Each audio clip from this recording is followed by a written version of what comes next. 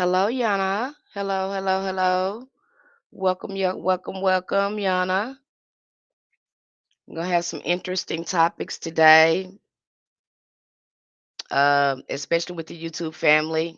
I was able to post some really good stuff over there for my YouTube family. And if you're on hi Sky Hygiene X, hello, hello, hello, hello, welcome, welcome, welcome, everyone. Welcome, welcome, welcome. How you doing, sweetie?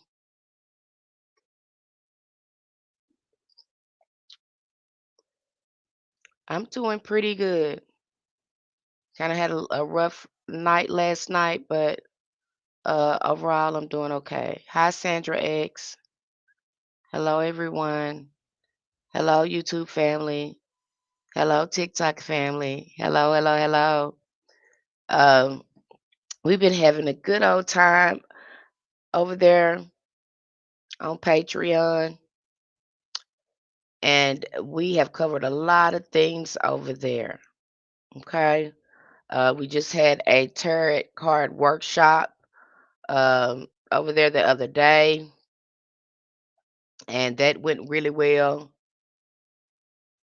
Okay. Thank you, Gerald, for being in here attending the live stream. We've dropped some interesting things over there. And the last two lectures we have dropped have been pretty intense. Oh man, I missed it, huh?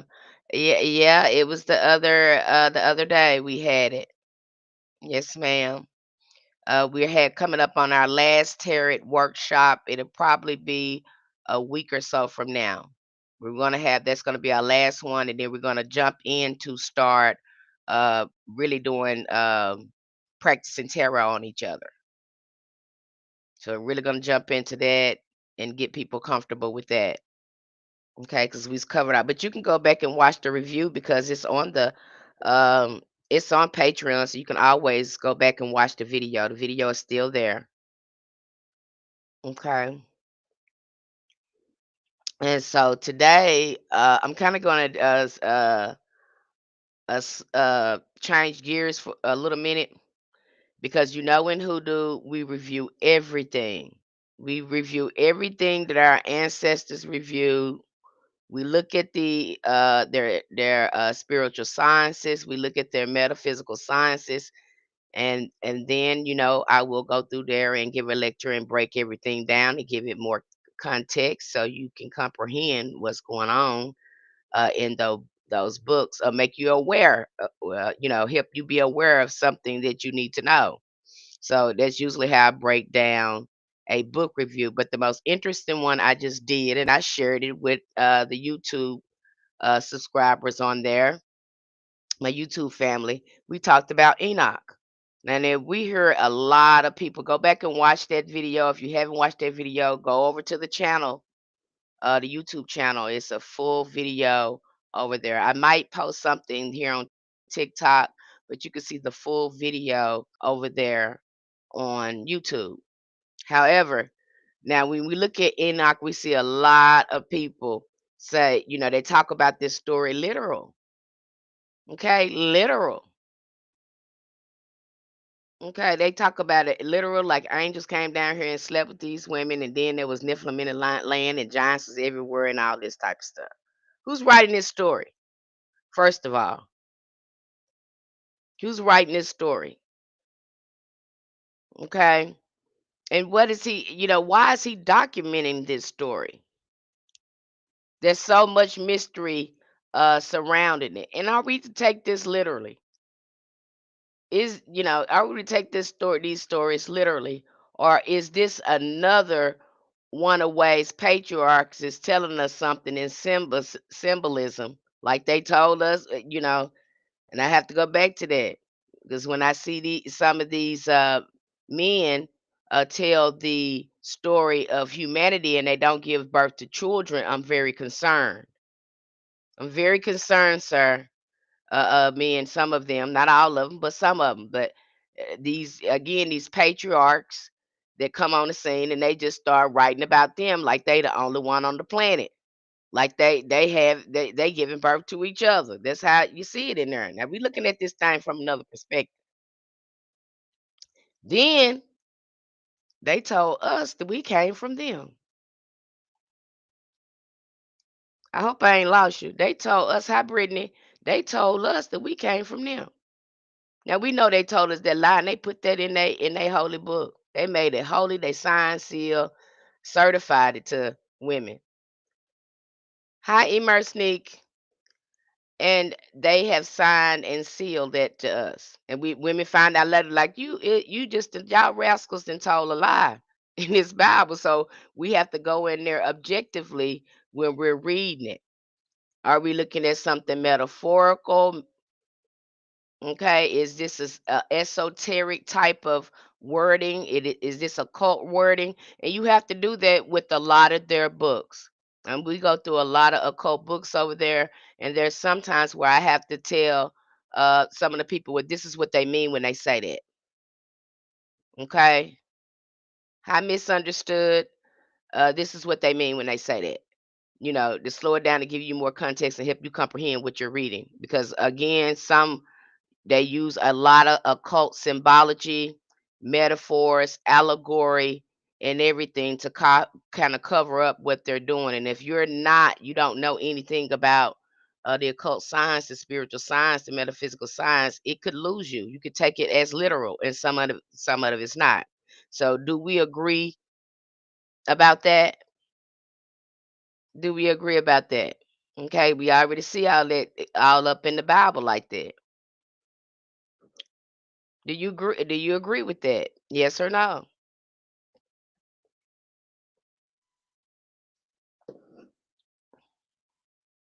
Do you agree with that? Hi, D. Jerry. Hi, Brielle. I know y'all in here. I know you hear me.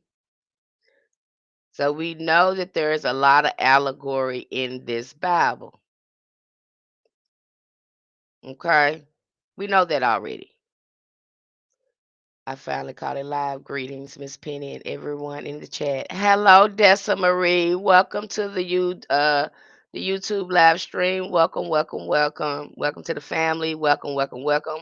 We break things down and look at spiritual science, and I come here and share my insights and opinions and have discussions with you guys. Hello, Epic Wiston. Hello, hello. And so, thank you so much for coming into the TikTok live stream. Have a TikTok family here. I usually have y'all together. Okay, so we break that down. Now Enoch is talking about these angels coming down,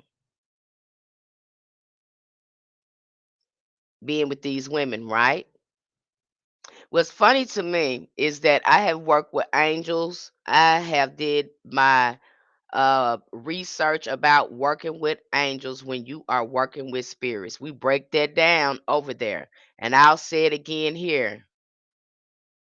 Oh, you are Dessa Marie. Welcome, welcome, welcome. Happy to have you. So we break that down when I'm talking to you and I'm asking you to start refining your energy, and I start showing you these sort of rituals that you can do with angels again to shift your energy into a higher frequency. I tell people, and the most people that know that are spiritualists or do work with energies, they know these energies work with you on a mental. Um, they work through your senses, especially through your mind when you're dealing with angels. Your mind is going to start shifting, and you're going to have more positive thoughts. You're going to experience more inspiration. You may experience these sort of spiritual visions. Your third eye becomes open, more open. You're able to uh, again reach for these higher frequencies. What are higher frequencies? They are thoughts, higher thoughts. Your thought pattern begins to change. Okay. These are how these energies usually work with people. Now, these men talking about they come in contact with angels. Yes, you absolutely did. because you had access to the arts. You were taking these occult sciences from women. So go back and look at what Enoch is saying there. Oh, that's the wrong one. Go back and look at what he's talking about there. Now they come in contact with these angels and they start learning this knowledge. And so now they are starting to splice cells, genes, and things like that. There was, again, instead of, for me, it looked like you're trying to blame this knowledge that you got from on the angels and the way you misused it. And no, the angels didn't come down here and, again, mate with women. You that embodied that energy, they're in contact with them, getting insight from them. You corrupted and you saw, because again, you're very passive about how you do this, and you seem to be, this seems to be a pattern with them. When they mention, what's going on and what happens, they just, oh, these angels came down here, was with women, and then they had Nephilims. Wait, sir, you just skipped over a whole person. You just skipped over a whole person. Let's go back to these women. Hi, Africa, no hyphen. Yes, you caught the lie today, baby. But y'all gonna get this information over there. Um, you're gonna get some more information over there as well. But thanks for coming to the live stream where I break this down. We talk about Enoch. Now, Uh, okay, again, this got to let you know right now, because if you know anything about the occult sciences, the spiritual science, the metaphysical sciences, whether you're looking through the Kemetic books or you're looking at say, some of the Western books, whatever books are you looking at when you're looking at spiritual science, the occult sciences. Okay, they letting you know when we go in and we do these rituals and ceremonies, how these spirits are going to manifest in the physical reality when they're having contact with you. Okay, so now you have these men that come into contact with these angels. Why? Because they have learned these arts from the divine feminine. Okay, they're a very new species. Very new species. And then I have to ask myself, why Enoch? Why is Enoch recording this? Because Enoch is recording the behavior and this new XY chromosome. He's recording his species. And in fact, Enoch is the only one who can interface with this divine feminine spirit. The others can't do that. They tend to corrupt these sciences. Now, don't tell me it's not about that, because when you go in here and you look at these books, and I take you in there, they absolutely are telling you they're getting this from the divine feminine. There ain't nothing about no masculine in there, and I'm telling you that. Hey, Dimples,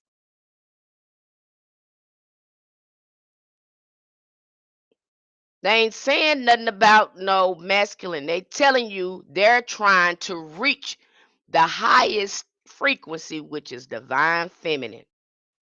And that's a matter of fact there, Jack. I don't care what they say in they fancy books about masculine. I break that all down. Now this is another reason why you say, okay, they can't reach that.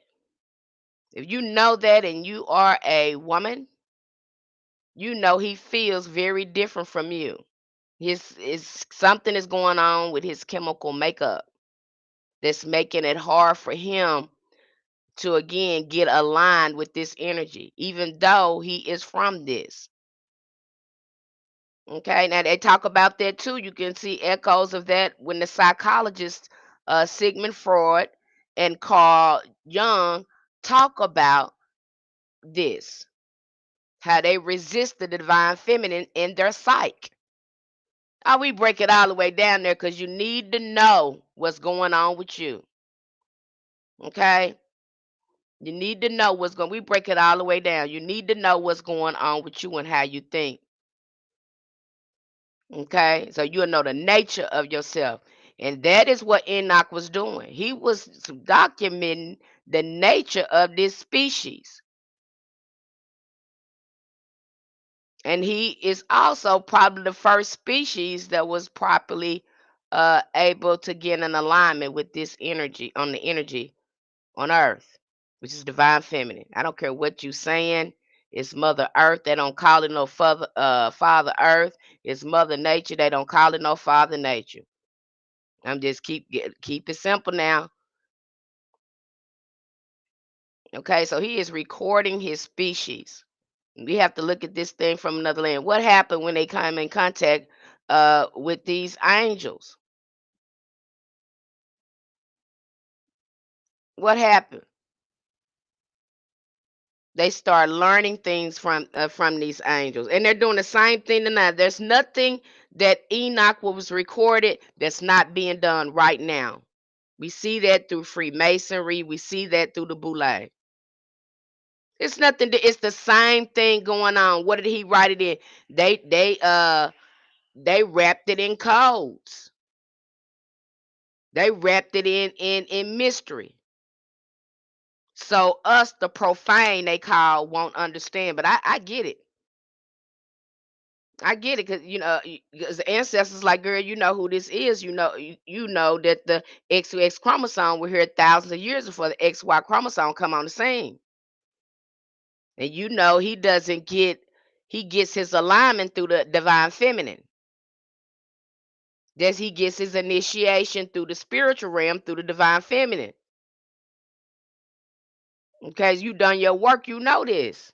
I'm telling you a matter of fact, and knowing this too gonna help you with your shadow work to see why you got some of these deep seated wounds that go back all the way generations. Okay, so when we look at Enoch, the Mother Nature, Father Time, yep, never was when man was not. See, a XX chromosome was here way older. Now the story is, you see that story. I break that down. You see that story of Isis or Arset giving birth to the first man. I'm not talking about his story. I'm talking about her story. We've heard his story over and over again. Her story has been buried. Okay, and we have to keep this in mind where we're going in reading some of these books. It's a shame that we have to do that, but we have to keep this in our mind. We're going down, breaking down what they're saying. Because we already know what's going on during this time. This is going to make the most sense as we get in, shift gears here. But these again, Enoch is recording. He is recording the first species and their response to the spiritual sciences and how they were abusing it here. They were taking it from these priestess, which they go by many, many names, different names depending on the culture. And they were taking this knowledge and they were corrupting it. They were corrupting it. That's what happened there.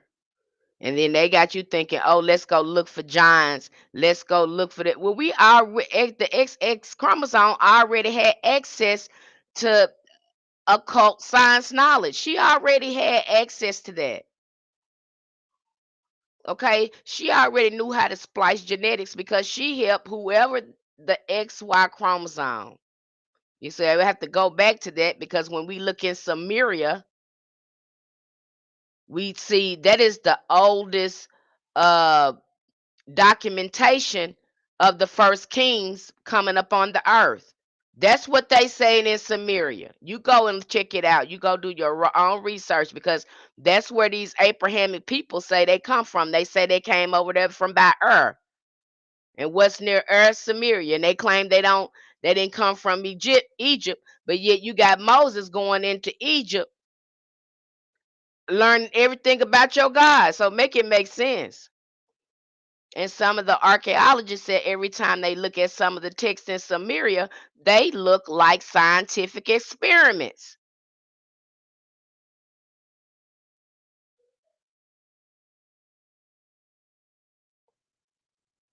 Okay.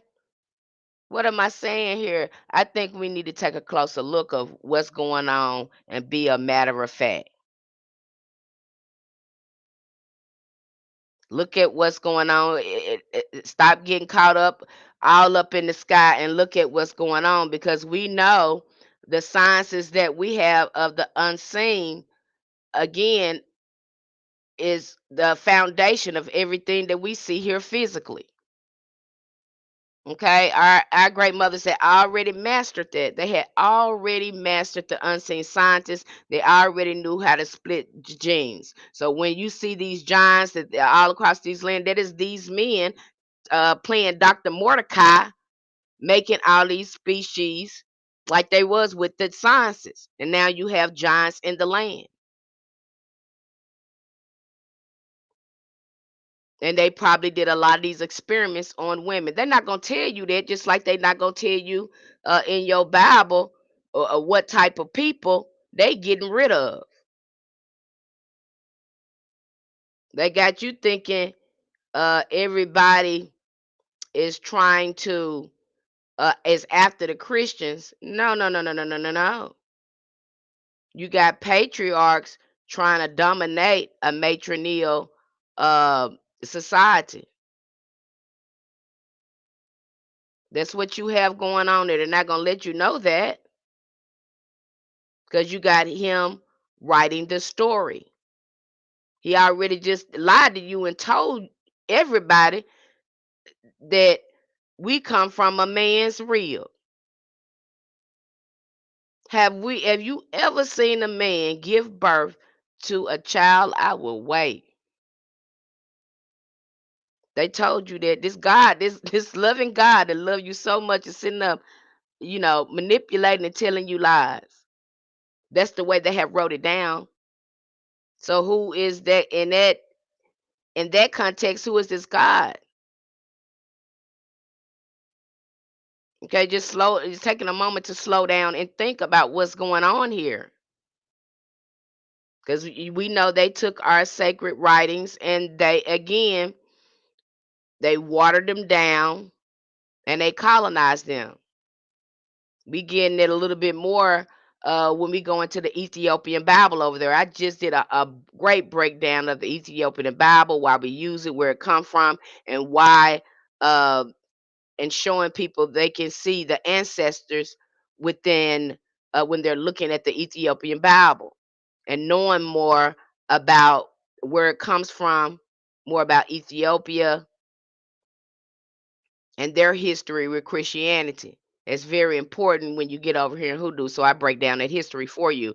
Just did an awesome lecture on that. You guys should be getting that next week. Maybe at the end of this week. You might be getting it at the end of this week or next week. But I break that all down. Okay. So again, let's go back and look at Enoch's story. It say he was one with God. And he had an intimacy with God. As he said, Enoch was his friend. Or Enoch was her friend. Okay. He wasn't going after wealth or anything like that. But these men who got this knowledge, they seem to want to dominate. Now, I want to stop right there and change gears, because why are you doing, if you're from this planet? I don't like calling Earth a planet, because it's not listed like that in the occult sciences. It's listed as an element. So when you look at Earth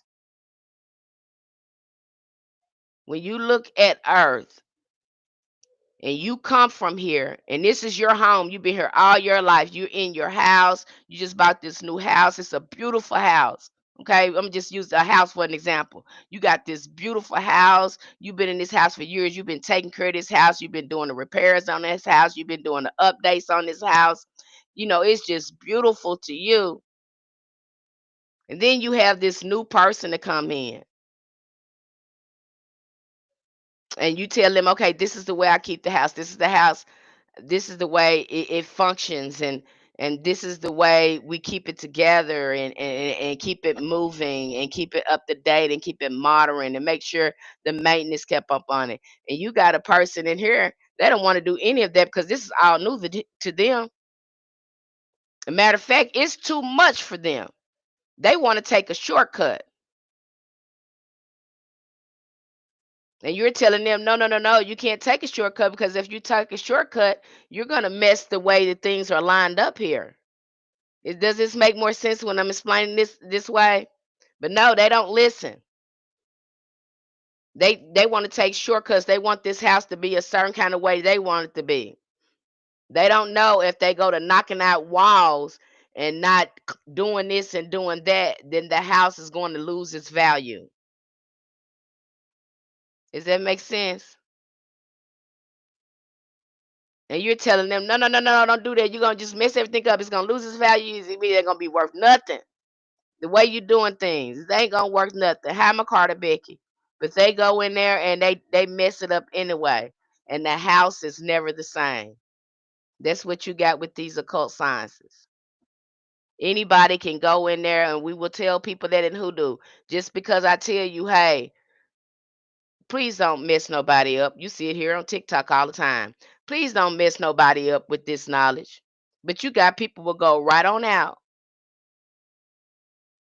and go start messing people up, people at pots, jars, the dirt, and everything else. Jacking folks up because they feel like it. The same applies here.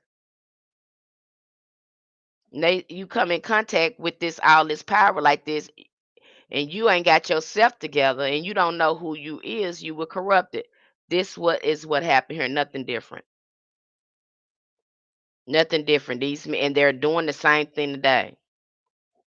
But see, we're confused because a lot of these stories they put in here as literal, and then we're sitting here like, really? Okay. They're when they're telling it, it's like a matter of fact, like this actually happened. But when you're looking at science and what is going on today, it's the same thing that they are doing. We got CERN where they're controlling the weather. These men in here were even in contact with the angel ancestral that showed them how to control the weather. What is the physical manifestation of that now, CERN? Okay. These are the same beings again that taught our great mothers everything they know. These were the sciences with this. So when you're looking at, so when you're looking at that the book of Enoch, I would recommend that you go through it, read it again with different eyes from a divine feminine perspective. And you can't say he wasn't coming in contact with no divine feminine God because his own forefathers, the Abrahamic patriarchs, they have the Kabbalah in there. Where'd they get the Kabbalah from? They got the Kabbalah from Kemet. And what is at the top of that tree? The tree of life Kabbalah, the divine feminine, Sophia, Shekinah glory. So you're telling the lie. You got that already in your book, but they keep that from you, thinking that, hey, I'm the man of the universe. No, as sir, you're absolutely not. I'm so sorry you've been lied to like that. I'm so sorry that happened to us. And everybody is just, now things are just crazy now. But again, I'm not lying, I'm not making this up, I'm not man bashing or nothing like that. You can go look at that. We break that all the way down. We just did a wonderful lecture over there about the Kemetic tree of life and how the Egyptian formed theologies, different theologies of the tree of life around the original tree of life, which is divine feminine.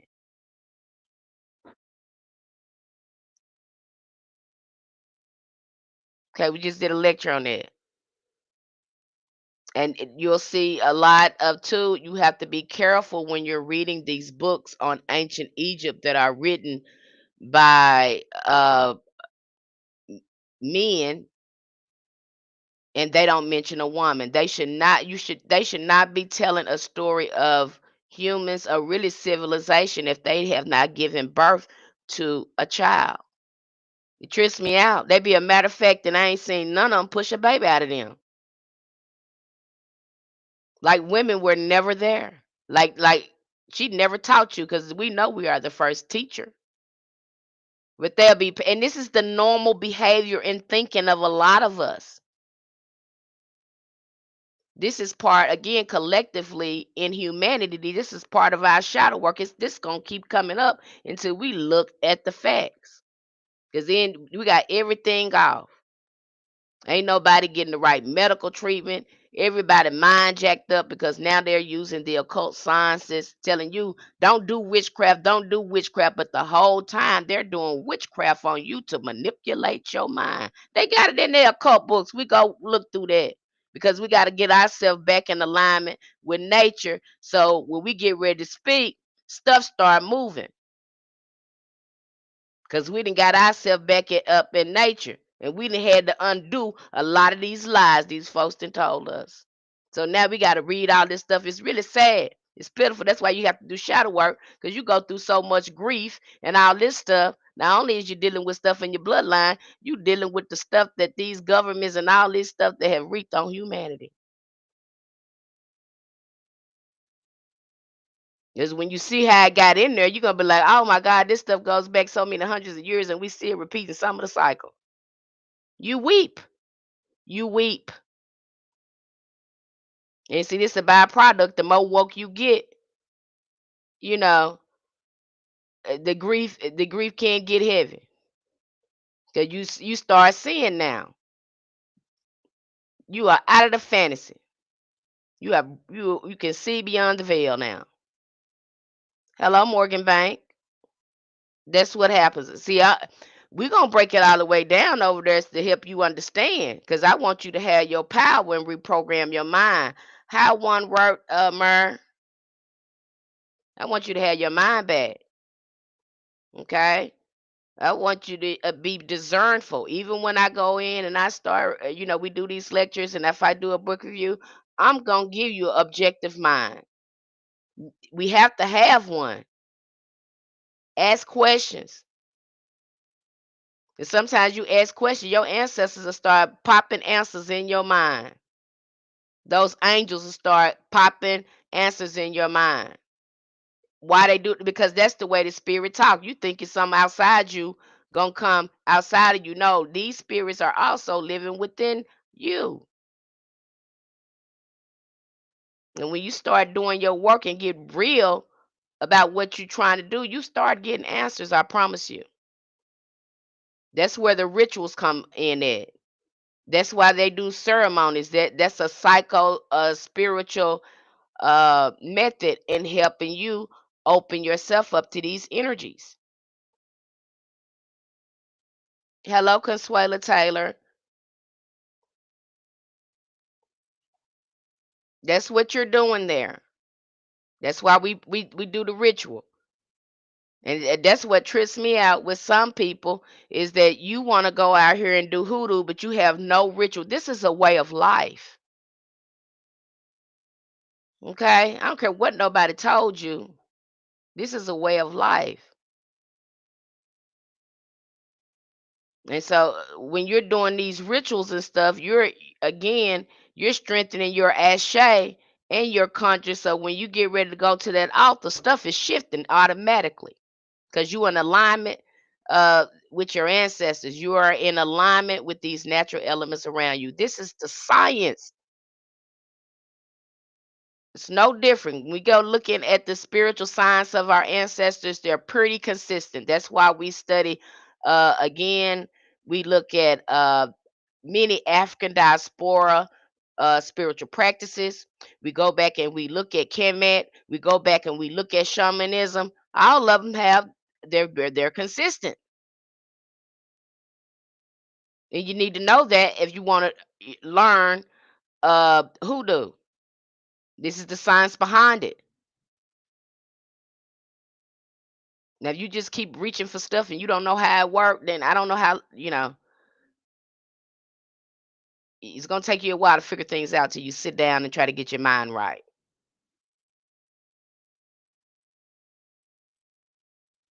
But we already know what these people was doing. That is what's going on in Enoch. Because this God that he is talking to, again, is divine feminine. And these Nephilim that you see, these giants and all these different type of creatures, this man that got their hands on this science and they splicing cells and genetics. How would they know that? Because we they wouldn't be here without that technology. The XY chromosome would not be here without the XX chromosome technology. Everything they have now, foundation comes from the divine feminine occult science. I know that's hard for you to believe,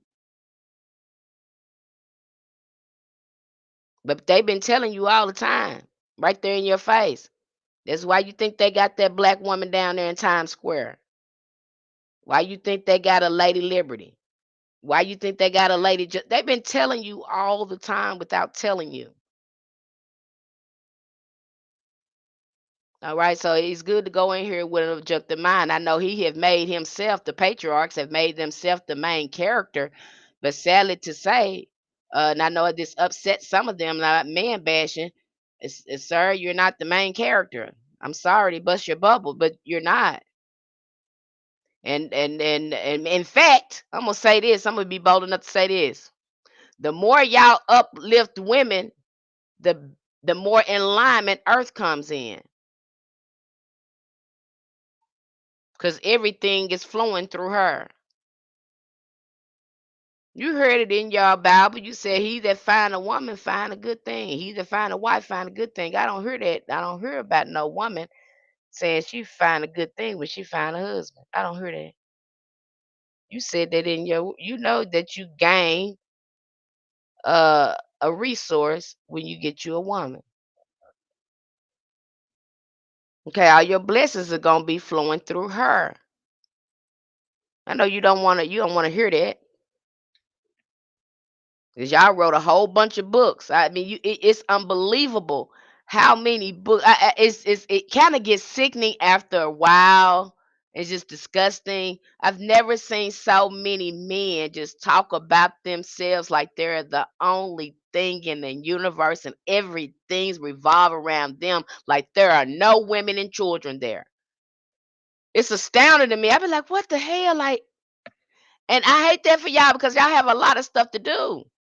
You really do. I mean, I feel sorry for you because that's a lot to unpeel after you have created a whole uh counterfeit environment for yourself that's not even natural, and that's part of the reason why you're going through these cycles. And then you get very angry at women. You got to ask yourself, why are you doing that? And but you again, when you go into your psychology, uh again, because Carl Jung, Sigmund Freud, they break that down. They something in your psychology resist that energy, but you want to be called divine masculine, but you resist the real spiritual essence of yourself, with this divine feminine. You only mess yourself up by thinking you are divine masculine, and we know that's not. There's no such thing as that. It's not. You can see that with your own chromosomes. You can see that with your own chromosome because you ain't got no YY. You got XX. Some of y'all got two X's and a Y. Okay, it's no divine mass. There is no YY. There is only XX, and the little Y that you have is lacking a whole bunch of genetic information, cosmic information that the divine feminine has because she has a moon cycle and she is literally connected to the matrix. She is the matrix herself. And then y'all apply this microcosmic and macrocosmic science to yourself by saying you were connected with the sun, but sir, you are not. You made that up. Y'all even went in and destroyed the sciences when you did that. You tried changed the astrological uh again science that we had, because we had 13 houses in the zodiac. We had what you call a ophiuchus, a divine feminine in the middle of that. Y'all played with that and messed with that and then took it out. because to keep it in there, again, that energy will still be coming in here. So you change the houses. You put it in your book. You say it said in the book because you when you hear these prophecies being said, they are talking to men in that Bible. So you when you go in and read that Bible from a divine feminine perspective, it changes. See, that's why we break that down over there. Because who that God that you will hear in that Bible, this God, especially when you go in Psalms, they are she you know it's divine feminine because she is fighting hard for these oppressors and poor people. This is why you have something that they couldn't really destroy the worship of the divine feminine. They tried. Don't think they didn't. They tried, they tried, they tried. They even had witch hunts and unalive a whole bunch of women and children trying to get rid of these women with this kind of energy flowing through them that was powerful. That's what that story Medusa was about. Okay, the witch of Endor. And then when you look at the wizard Merlin, he was in on it too. Go back and look at that. He was in on it too. Okay.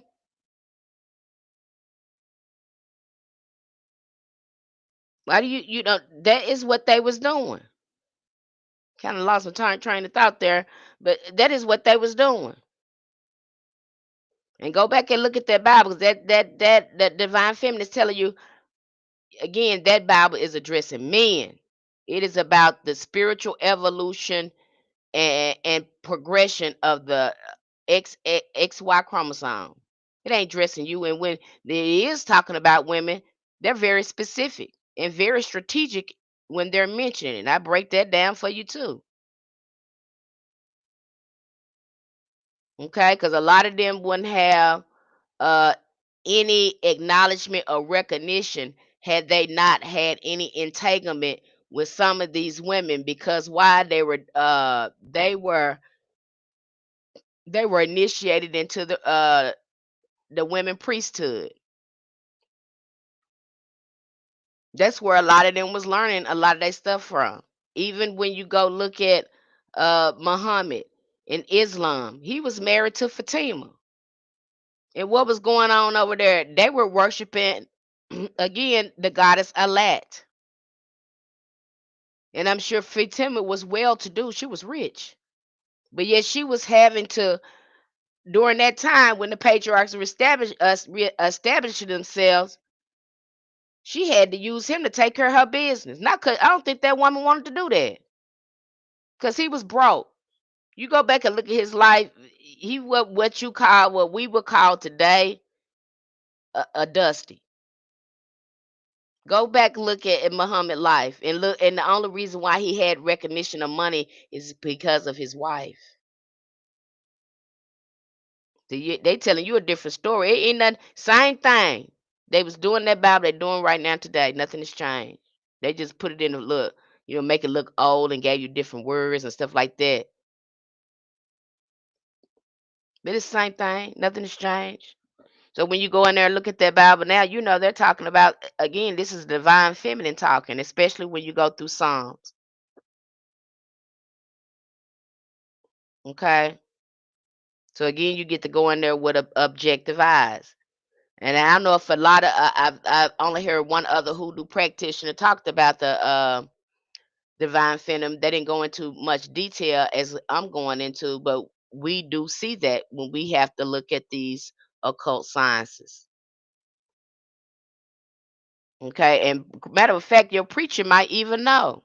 But they don't disclose that. That's why you got them people over there now. They could not destroy the worship of divine feminine. That's why you got them people over in the Catholic Church still praying to Mary. You got some Catholic members that they don't pray to Jesus, they pray to Mary.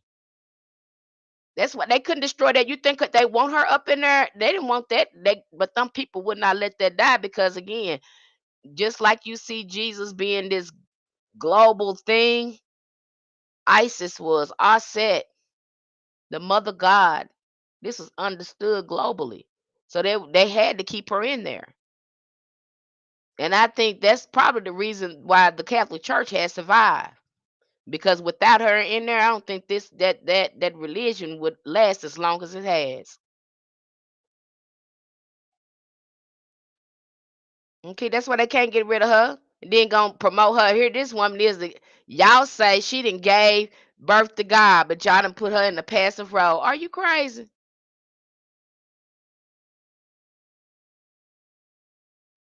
Are you crazy? You can put this woman gave birth. You say she done gave birth to a whole God. Okay, and she did it by herself. It makes more sense to be talking to this woman and praying to this woman. But that's not the meaning of that story at all. Okay? That's not the meaning of that story at all. It really isn't. That story is really about, again, the XY chromosome giving birth to the XY chromosome. Now, Billy Carson's story, and I've heard of many of these men talk about this story when they start talking about Anunnaki. This is their story. I don't really hear too many women talking about it. If they are, they're repeating what a man said. But this is their story. They say they came from out, somewhere else. We can see that in Samaria too in some of their texts. Okay.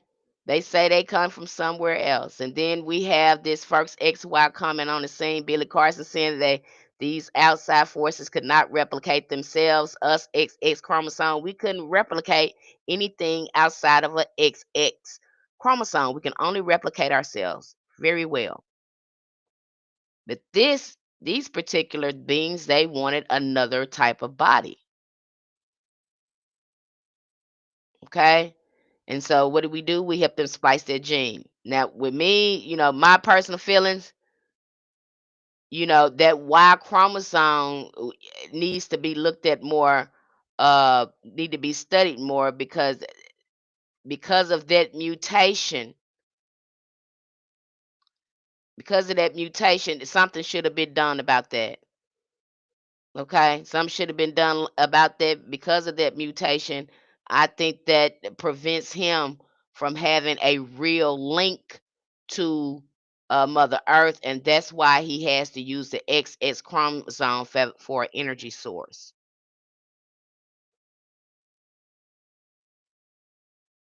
And then it trips me out because they said uh, the Anunnaki came here to mine gold and rob stuff and take stuff. But if you from here, you wouldn't be doing it. If this was your house, you wouldn't be doing it.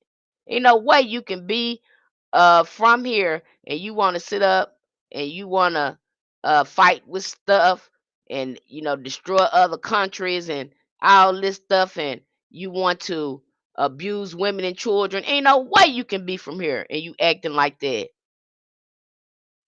Ain't no way.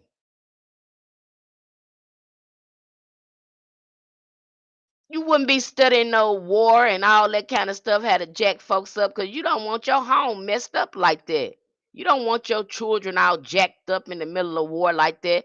But say some of these XY chromosomes, to prove a point, they would jack up everybody around them and they self too. It trips me out. This self-destructive. This self-destructive behavior. You tell me what it is. You seeing it right now today. These men that's running these country is crazy. I think the only shining example of how a real president need to do stuff is you look at that woman president over there in Mexico. She trying to get it right. I'm telling you to use your common sense. You put this XY chromosome into place, and it's not his fault. I'm not gonna blame everything on him. Again, we got to go back again where you come from. We wish you would have got some help before it got this far. Okay, I wish you would have got some help before it got this far with you. And I hate that for you because y'all having a hard time over there. And you don't know who you is, and you think uh that phallic. You are that phallic, but you ain't that phallic. You get a little confused. Somebody didn't just they just told you how a man supposed to look instead of you be the man that you supposed to be, what you come in here with. Okay, you'll be a lot happier if you're in alignment. Then y'all get lonely, and then you want to push yourself on people and get violent. And if you don't do that, you're self-destructive. You hurting yourself. You need to understand your psychology and what's going on. Is a lot of y'all don't even like to go see no counselor. Ain't that fishy to you? Ain't it? Isn't that suspicious to you? That most of you don't want to go to counseling because you don't want to talk about what's going on here. But if you go back and read the books of Sigmund Freud, and you go back and read the Carl Jung, they letting you know there is something defective going on in there with their genetics, with the way their thinking is going on. You see, we study this because if your mind ain't right, your magic ain't gonna be right.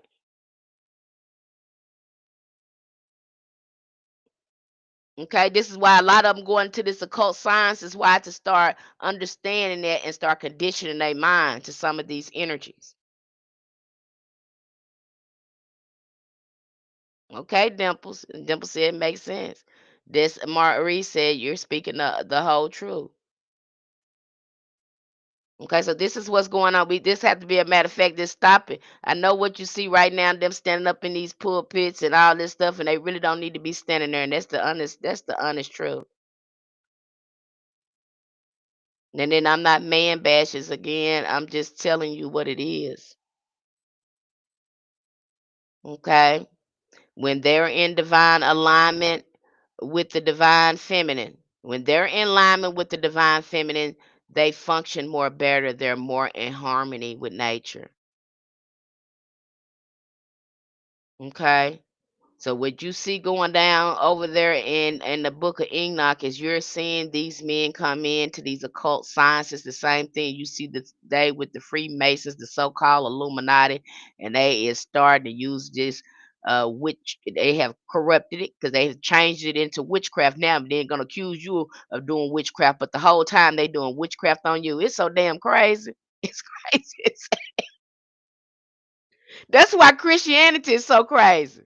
I just seen a woman video over there, and she said she was giving her friends some crystals, and they told her that that's of the devil. And she said she didn't know at the time, but she felt off. She felt off-putting, and then she found in the Bible this crystals and jaspers and all that in the Bible that God told them to use in the priesthood and in several different areas, other areas in the Bible.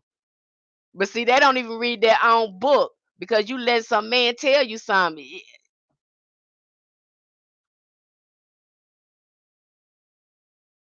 That's why I have to tell them to sit down. Sit down, Christians.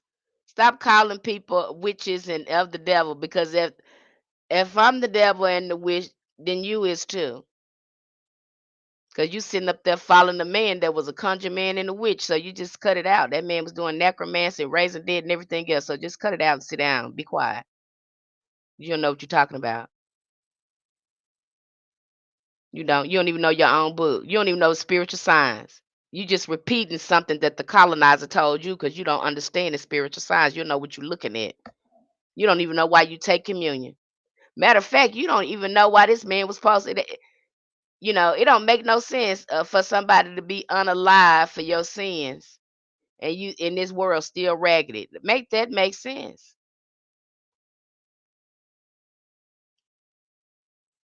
Okay, I ain't never seen such a thing. Just to tell the truth, now I know some women, you know, that will probably be unalive for humanity. Again, these are copycat stories they got from again from the divine feminine. They went in and copied everything. And it's when you start doing your healing work, especially, all of you, and you start doing your work around some of this, and you're doing your root work and shadow work, and this starts to come up, prepare to weep. Okay, prepare to weep. That's why you got most of the spiritualists or shamans or whatever. We look at life totally different. Okay, look at totally different, and you will too. The more you start unveiling things, and the ancestors start revealing things to you, and the fantasy, the illusion, comes down because they got you on illusion right now with the brain washing and all that stuff with this stuff, and then give you these books and have us looking at it. As a matter of fact, well, sir, you know you wrote this in occult language. Y'all, you didn't really want us to know everything about that Bible, especially King James version. You wrote it in occult and esoteric language and then refused to teach it to us. So now we all confused upside down, inside out because somebody done told us that this mean this way and it don't. Okay. And like I said, we just broke that down, the Ethiopian Bible, because it has more books. Okay. And it has more indigenous, I would say indigenous elements. And I'm going to jump, kind of change gears. We just got through talking about Enoch. And if you're interested in knowing more about Enoch, and how I break that down, I say some of the same things I said here. Go watch our video on YouTube. I break that, I break that all the way down. And again, it's a discussion looking at the book of Enoch from another perspective because they have been having us looking at that book literally, but it is riddled with occult knowledge. Okay, and we haven't been objective about who this Enoch is and why he's writing this story. Where Enoch is writing this story because he's recording these first species of the XY chromosome that they have tried to uh, domesticate. Let me put it that way, trying to domesticate them on the earth, this new earth, with this new body they have, get them used to it, get them in alignment with these energies. But instead of doing this, they went in and they put in their own personal agendas. And there you have it. They start having these children and teaching them the sciences and then making these different, again, these different other species and animals and things. It's not far-fetched. They still do it today. It's nothing different here. Okay, and just like people got you thinking hoodoo is magic. Oh, it's magic. Yeah, yeah, no, because when you get over there, you start doing work. Okay, you do the work, you see the shift. Yeah, when you do shit, see a shift, you're speechless because you're just like, oh my gosh, how can I? And then I did X, Y, and then that's when it feels like magic because again you've never seen that before. You never knew that natural elements work like that before. And now that you got the sauce, you got the science, you got the application, you've done the work. Now you can start doing the shifting and the conjure. Okay, but this doesn't work if you're not in alignment with your magic. That's why some people magic work and some people magic don't. Some people are innately, in alignment. Some people are not. Some people have to go in and do some healing work around there, and then they can again start perfecting their own hoodoo. Okay, but you definitely do a disservice if you're going out there messing with hoodoo and you don't know who you are. You don't have this. You don't know the science. You want to play with hoodoo, but you don't want to honor your ancestors. You have no relationship with them because we do conjure over here and we do it through our ancestors. That's the energy current they're reusing.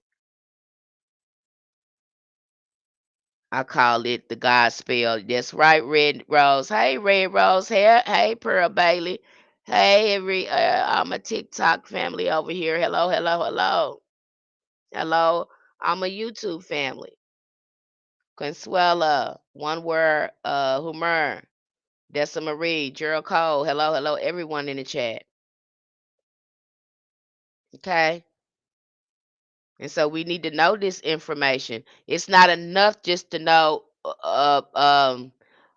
about these different workings. The work becomes more powerful when you know the science and history behind it. And that's one reason why we did a total breakdown of where the Ethiopian Bible comes from. You know, how Tina Cherry, um, where it comes from, the history behind it. And so we're going to jump a little bit in that now when we talk about Judith. Interesting character. Judith is a very interesting character.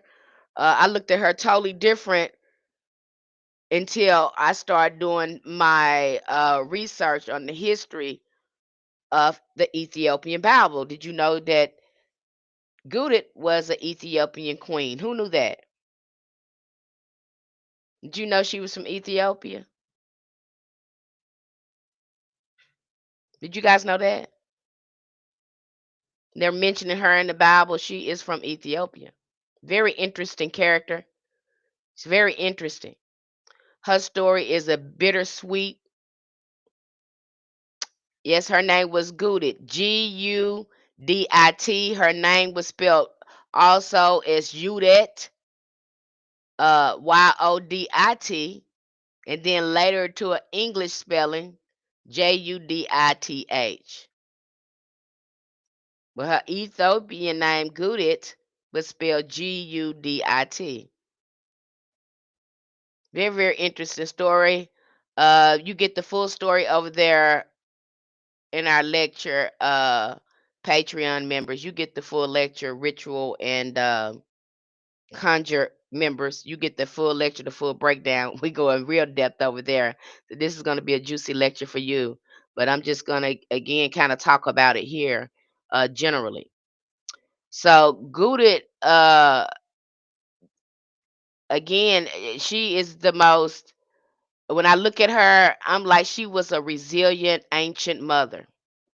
Because see, they was coming in Ethiopia with their Christianity, and she was aligned with all her ancestral sciences. And here you got these patriarchs coming into Europe, kind of undermining her country. Now, I think she is such a character of contradiction.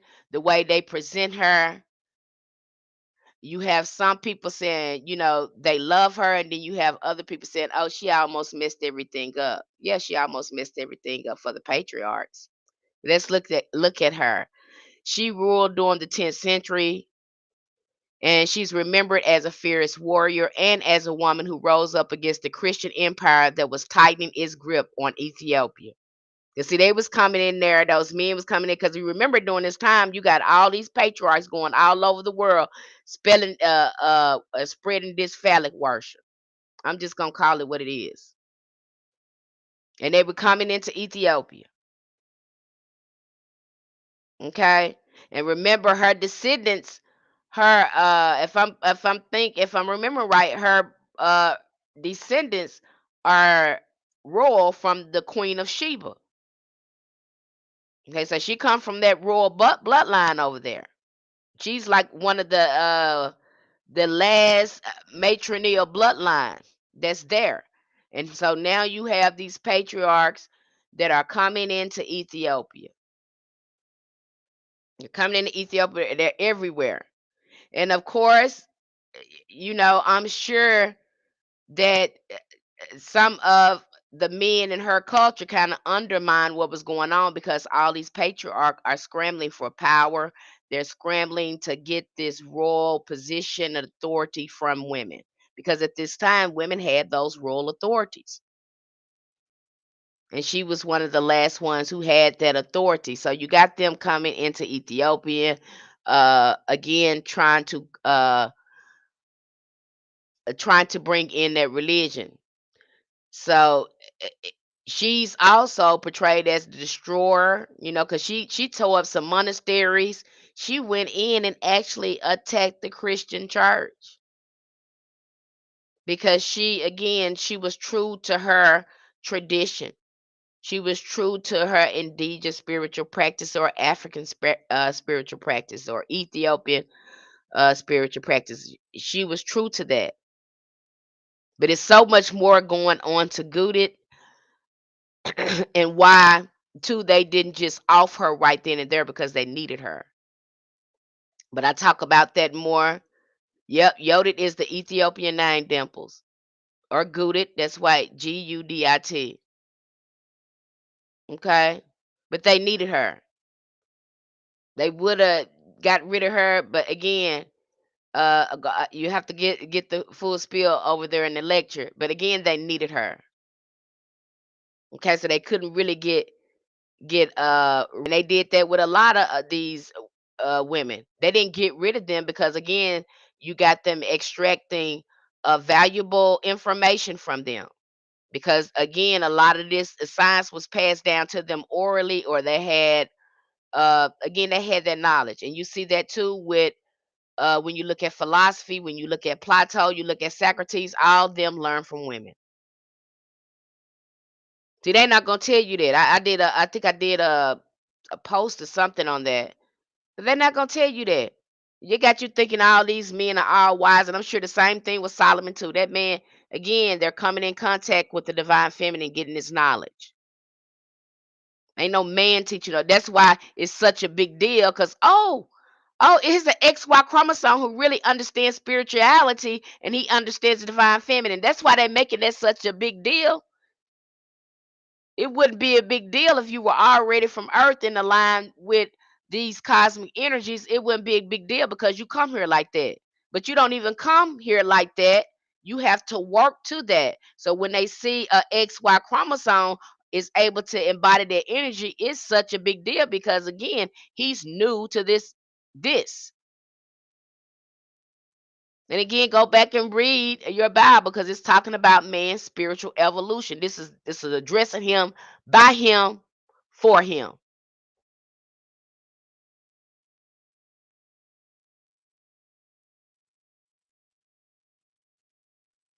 Okay, because he watered down. He got the foundations and the concepts from the X chromosome, but that wasn't good enough. He wanted the attention. He wanted it all on him. Even after we told him, no, no, no, you can't do that. You're gonna mess things up.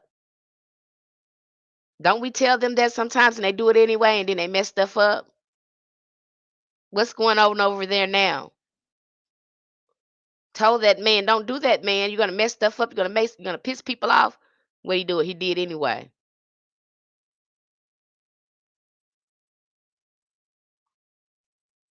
Okay. So again, and when we look at Gudit, you're looking again at a strong, great mother that was holding her ground, and she knew absolutely what the patriarchs were coming in to do in Ethiopia.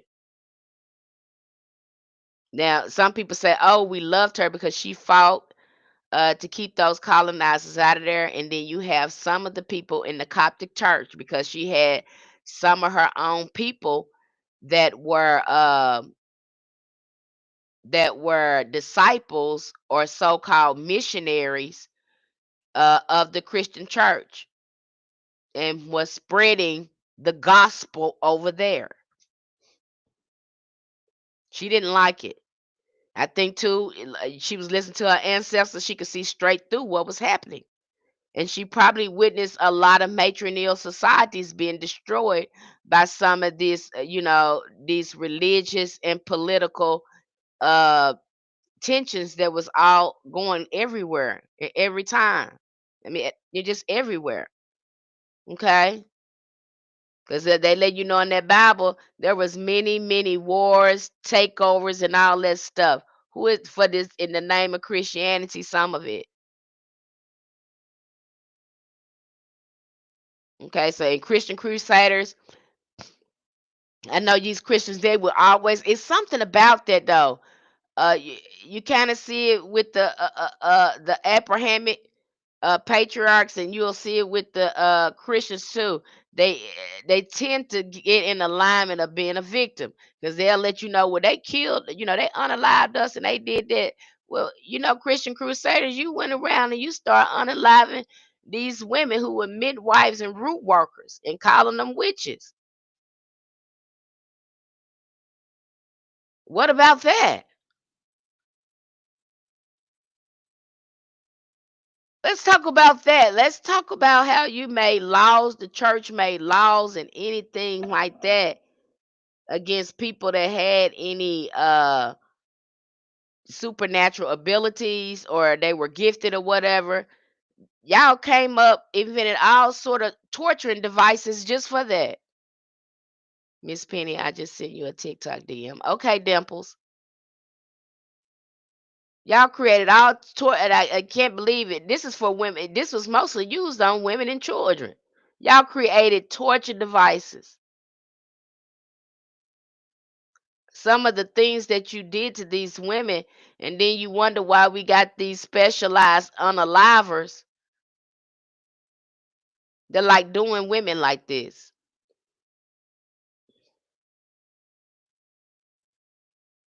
Y'all normalize that in the church by having these men getting pleasure out of doing that to women. That's why we got some of these crazy corn sites where uh, these men, some of them, some people, you know, they get a kick out of hurting other people like that.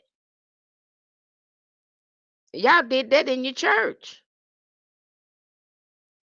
and then turn around and say, we've been prosecuted, we've been persecuted everywhere we go. Da da da da this, da da da da da. Well, let's go back and look at the Crusaders. Let's look at all the atrocities that that phallic religion uh did to women and children. Because you're not innocent, so let's just cut it out. That basically what I'm saying. Stop it, cut it out, because you're not innocent. Yep, that's right. One woman, wise one witch. That's really what that meant, wise woman witch. But y'all turned that into something derogatory. Then said we was using witchcraft and manipulating you when really you're doing that to us. The projection is real, and now we got dark psychology, and we got people mentally sick because you're using what you call witchcraft, dark psychology, to manipulate people and take away their power and keep them bound and oppressed. That's what you're doing, especially over there in Americas. They doing it big time. Okay, that's what's going on over there. Okay. Now they, again, they like to paint Gudit, and I just love her story because looking at it, I was like, oh my God, she wasn't playing with them at all. She meant business. And yeah, did she make her empire, some of the people in the empire mad when I read that? 'Cause they was like, some people in the empire, they thought that she was gonna lay waste to the whole land and all that. I said, no, that woman meant business. And the people that's saying that are the same people who are probably traitors and had something to gain uh from the patriarch structure being bought in Ethiopia. This is a bittersweet story. So again, when I tell these stories, I be again very forthcoming because it's a part of our history. Okay, it's not always gonna be sweet. Not all our family members, not all our ancestors did the right thing. And that's why we're doing the healing work now around that. She can use it for whatever she needs. A woman's superpower is manipulation. Okay, the white supremacists invented violence. Yes. Okay, but the art, it's a different in using your words to conjure and shift, and then using your words to hinder others, using manipulation to use others. Now we really understood that this the mind science, how manipulation, how mental energy work. We knew that. Okay, we already knew that, and we knew also how to stay in how to stay in alignment with it, and how important it was to stay in alignment with your magic. Hello, positive vibes.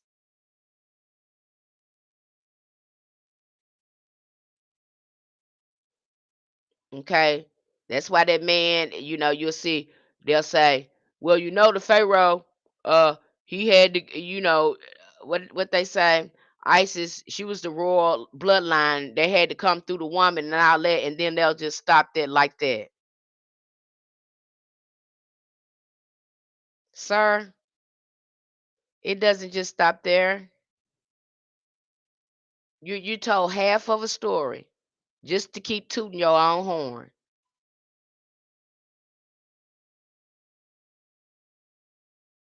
Okay, so again, keep your objective mind when you're looking at this, and especially when you're looking at Gudit's story.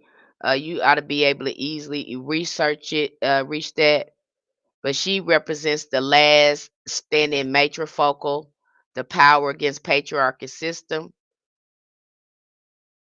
that was trying to again go in and colonize, basically colonize Ethiopia with again with patriarchy, the same way that happened in Egypt. They did it in Egypt first. And I kind of break that down when you start looking at crimes against humanity. Yeah, we can talk about racism, but let's look at the gender wars. Now, if they really was to disclose that information to you, heads would turn. Just like they're not gonna tell you about that Epstein thing, heads would turn. This has been going on a long time. Okay, this has been going on a long time. Christianity, with its male dominated priesthood and centralized church hierarchy, undermined the matrilineal balance that had long been governing African societies. Gudit resistance then was not only political, it was spiritual. Because she knew what they was going to do. They would go right in there and say, oh, we're going to go in here, we're going to change this, we're going to make this better. Just like they did with, again, with the people of color. They'll tell you, oh, you can come down here and vote. We're gonna make it to where you can vote, and we're gonna have a governor, and you're gonna come down here and vote. But then when you get down there, they make it hard for you. They make it hard for you to vote. Oh, you can't vote because you ain't over here, or not at all. You can't vote at all because again, you're not in the man's club. They're doing it again over there with the women, telling you that if you married, you can't vote. They're doing it again with the women.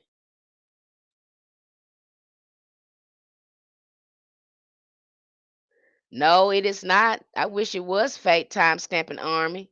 You go see the statistics on how many women are unalived by men. You go to do this, and that ain't fake.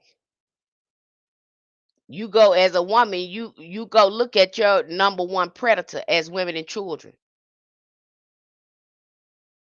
I'm not saying all of them like that, but the numbers are there.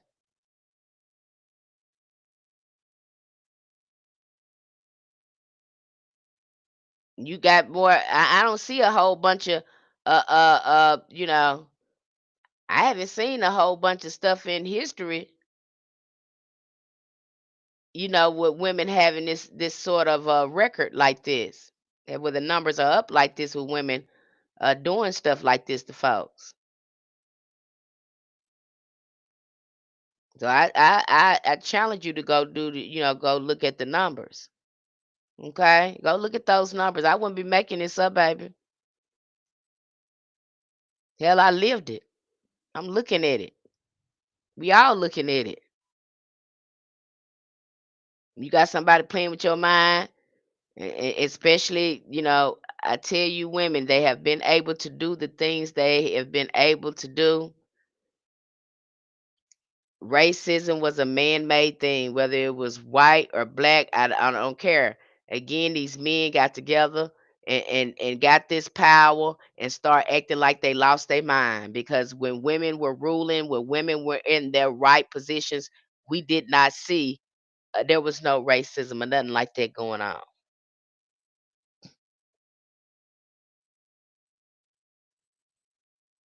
Okay, so you go do the numbers, you look at that. Once you look at the numbers, because it tripped me out. I went into a domestic violence shelter, domestic violence office. I was cleaning up an office. I went in there, and they had all these cutouts of these women in there. I mean, it was full of women in there. And I was like, oh my gosh. And these are the women. These were all the women had been unalived by their partners, and their partners were not in jail. I kid you not. My heart just broke looking at that.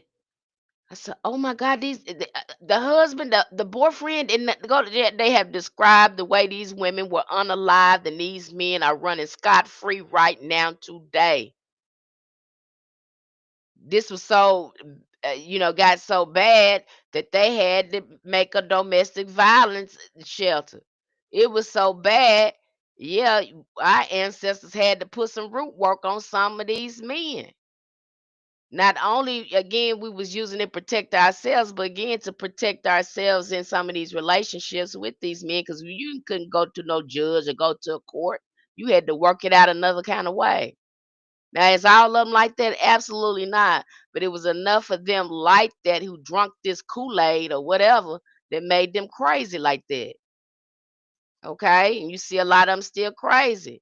I'm so happy to hear you speak again, sharing knowledge. Thank you, Positive Vibe. So happy to have you here in the chat. I don't need to see numbers because women abort me children than any man. I apologize on the behalf of our men. You're fine, time stamping army. Like, this is just the story of humanity. It's bittersweet. We have to listen to it. You know, you don't want to hear, I don't want to hear all the, all the past mistakes that I've made when my children be talking to me, but I listen to it because I know that they ain't telling me nothing wrong. This ain't gonna do nothing but help me be a better me. I look at it the same way.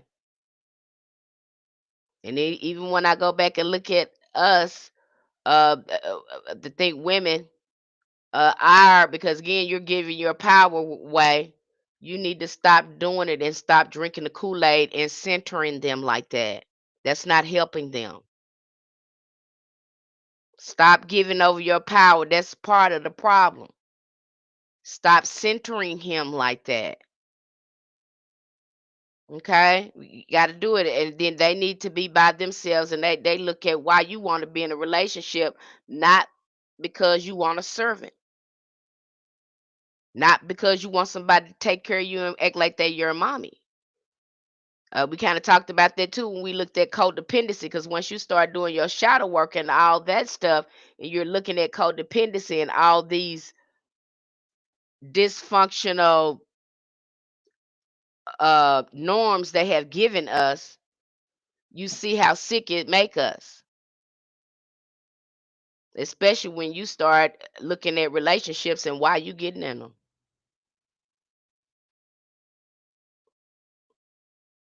You think very carefully about getting in relationships, intimate relationships, once you know yourself.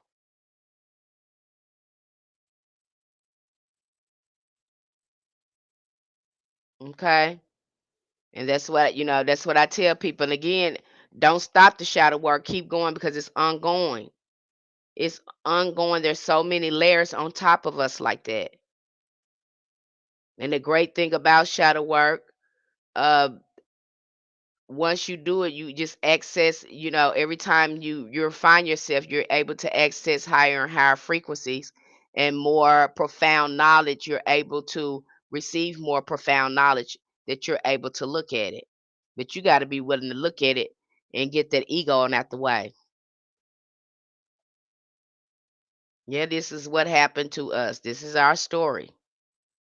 This is what impacted us.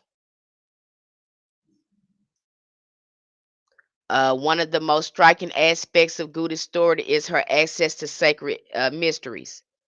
Ethiopians' traditional older is older than Christian canons and carry cosmologies, angelologies, and ancestral rites embedded in its scriptures and practices. Gudit, as a queen, would have been custodian of these mysteries.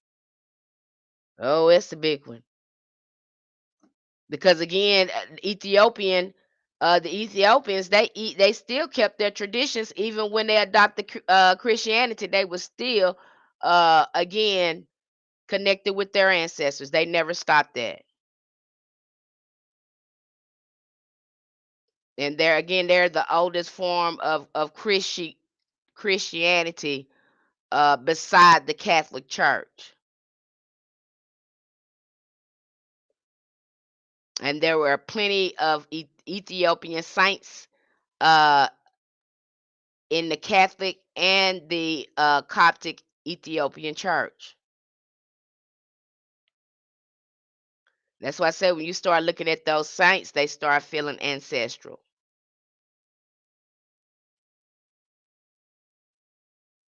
And then you find out that a lot of them look just like you. The further you go back, the darker these saints look. I know they got them looking pale face, but I guarantee you go over there and look at some of them Ethiopian images, them folks is looking just like you.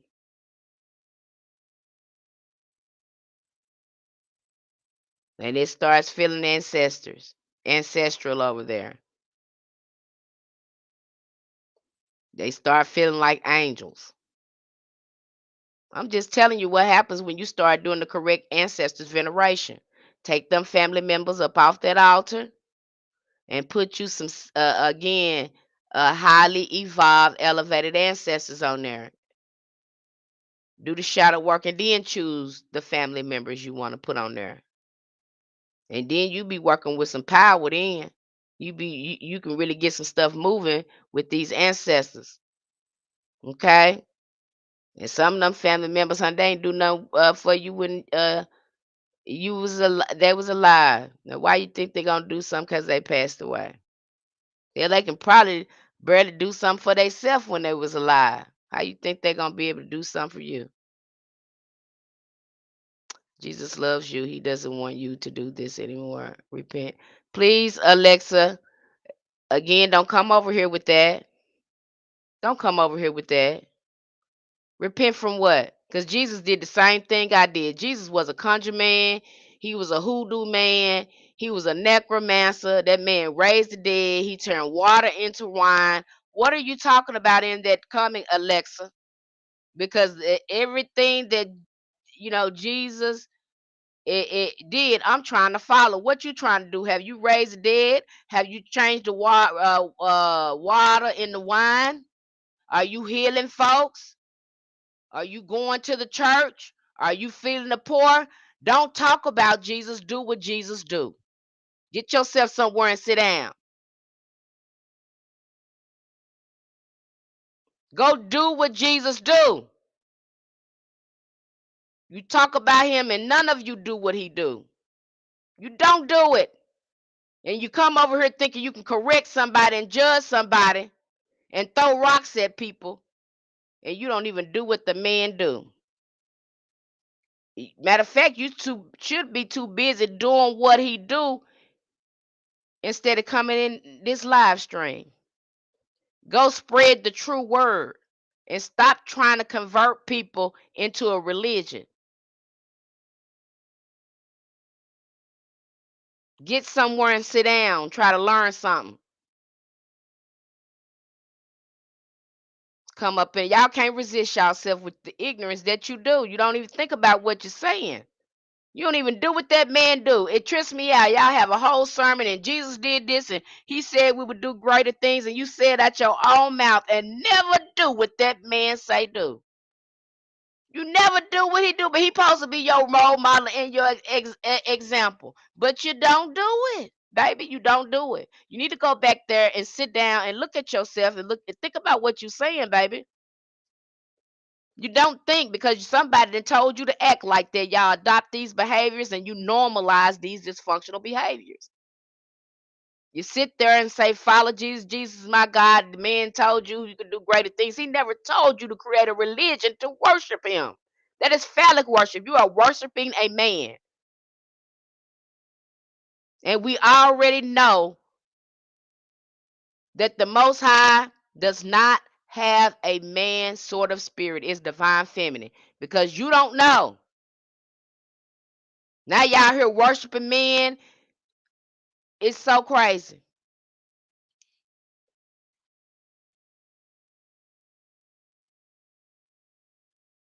The African old heifer said, Jesus said himself, whatever what I've done, all men can do. Y'all sit up there and you done made him a God. You done took your power away from yourself and give it all waiting on somebody outside you to come get you. And that man came here to show you you do the same thing. just, by now, as old as that religion is, you would think the science will progress. And that's one thing I love about the ATRs and I love about our science. And you can see that with Ogun. Our science was meant to evolve and grow. Religion is not that. It keeps you standing still right there with rotten roots.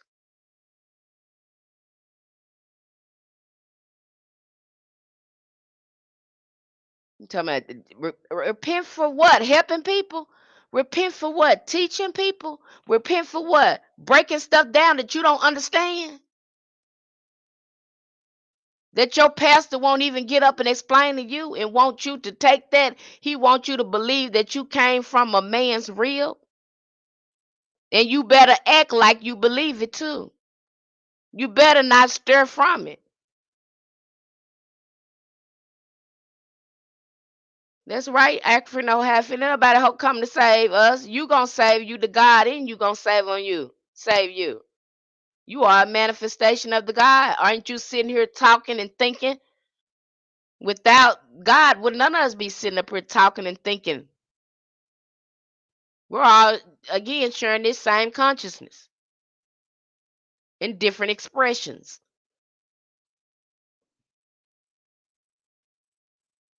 I mean, it tripped me out. You can't resist the temptation, and I can't. Now you got these the ATRs acting crazy too, because they like to come in your comments, and again they the same thing like the Christian. You got to be initiated.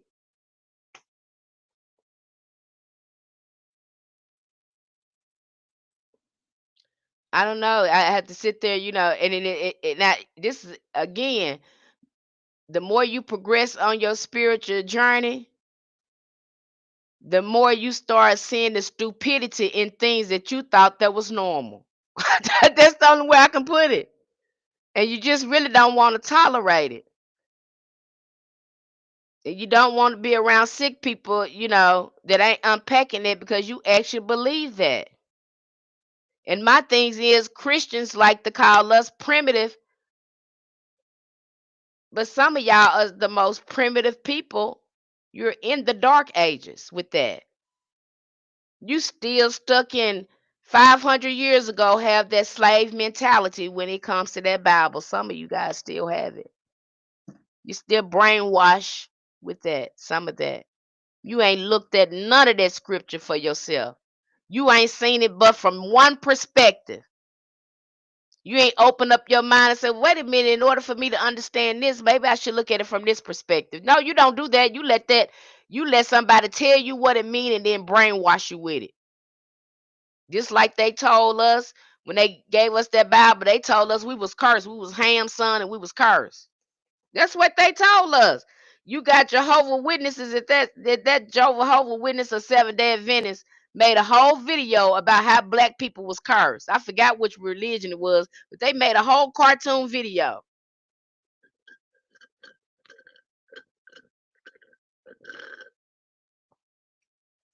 Hey, made a whole video about that. You still under that same type of programming. Yeah, it was the Mormons. The Mormons did that. Made a whole video saying that the black folks was evil. I tripped out when I seen that. I said, I can't believe they showed that stuff in their church. And them children, no one of these people running around here with sick minds like this. Like they were programming. Like I walk by some of these churches now, especially when you see them on every corner in the impoverished community. I see nothing but brainwashing centers. I don't know what you see. The book is powerful, meaning the technology is powerful. Yes, it is. Okay, you just seeing that Bible from an archaic perspective. Don't you think you should have upgraded that? Because the God I know, understanding and comprehension is so vast. You should be able to see things from other perspective rather than one perspective.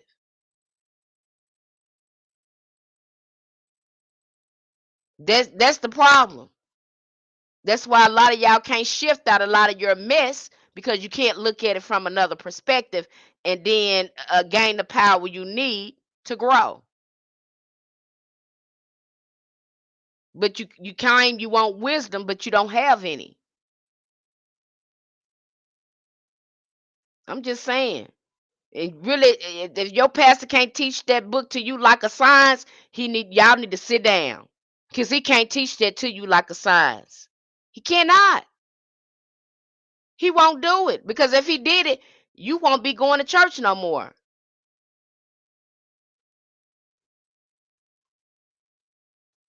The idea is to keep feeding off you. And really, that man should be around some work doing what Jesus do. He should be raising the dead, praying for the sick. That's what should be doing. He ain't supposed to be up in that pulpit hollering at folks. He supposed to be at y'all house. Really, you don't need no churches. I don't know why you would need one, because God can't fit in there. Why would you get something? Don't even make no sense why you got it. And if that man was doing something, he'd be at people's house. He really believe in faith, and he working for the Lord. That man, you couldn't get that man. That man to be at somebody's house, always laying his hands on somebody, praying and fasting for somebody. That man to be walking in power. You won't just see him on Wednesday and Sunday. It'll be harder for you to catch up with that man because he at Sister So and So house praying for her. They ain't doing that these days. And see, they used to do that when they had hoodoo in the church, but when they took hoodoo out the church and let these Freemasons come in here and it's prosperity and evangelism and false prophets and stuff, people start suffering in that church. Now you got people. Who was that? There's a woman. She was passing away, and she sent Joyce Myers some thousands of dollars. And she thought that by sending that money, that Joyce Myers was gonna make intercession on her on behalf. That woman didn't do that. Joyce Myers took that money.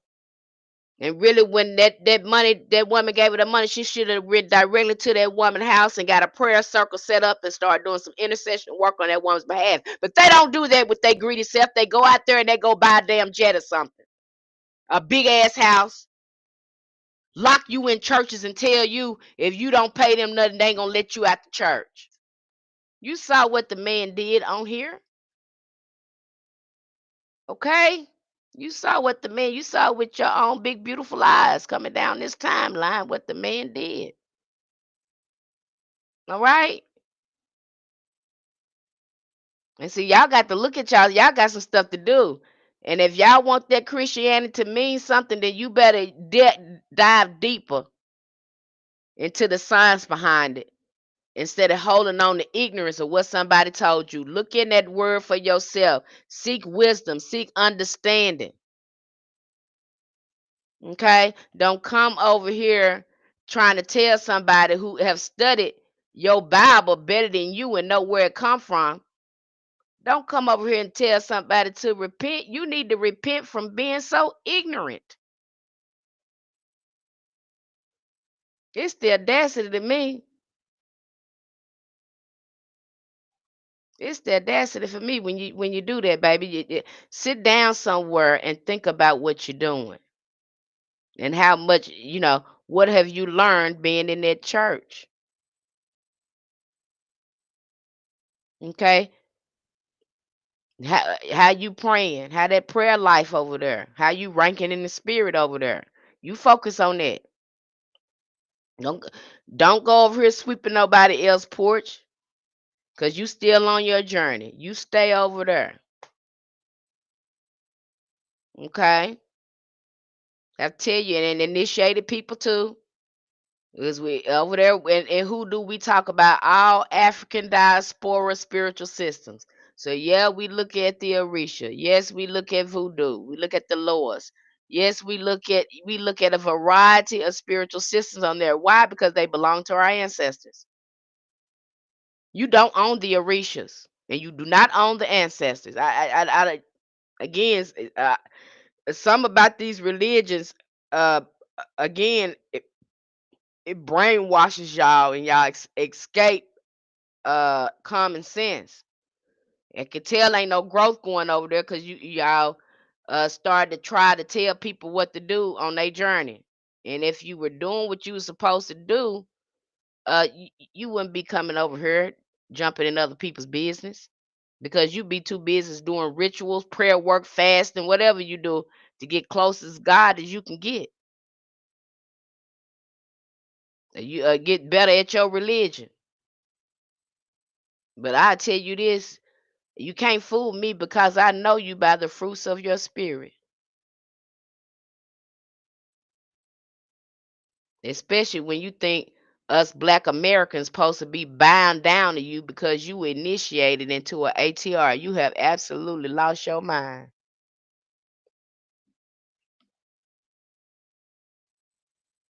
And then tell us what we can't do. But our ancestors, it's in our ancestors' bloodline. You sound crazy. It's in our blood. You gonna tell me what I can't do, and this is in my bloodline? Are you crazy?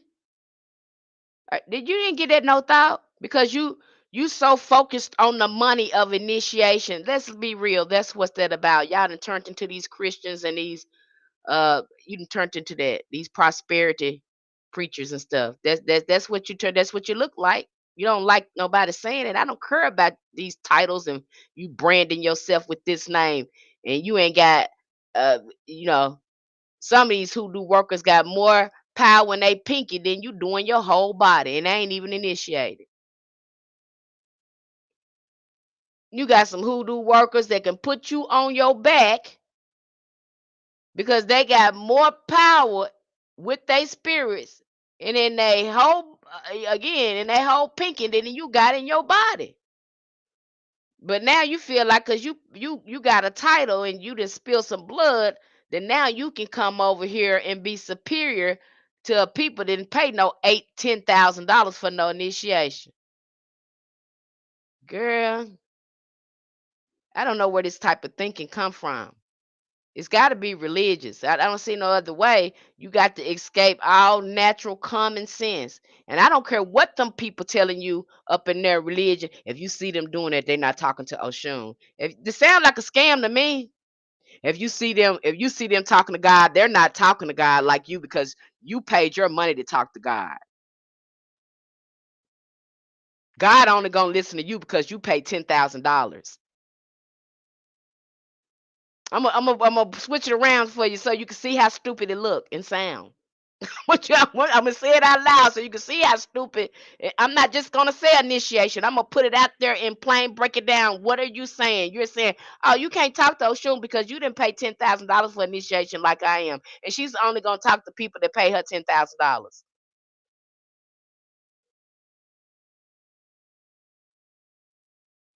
That's what you tell. That's what you're saying. You better listen to what that preacher's telling you and stop. Use your common sense. Sound like to me they're doing the same thing that the preacher is doing over here in Christianity. That's what it sounds like to me. And no, I'm not disrespecting the traditions of the ancestors. They are because they know that's in our bloodline. They trying to gatekeep it.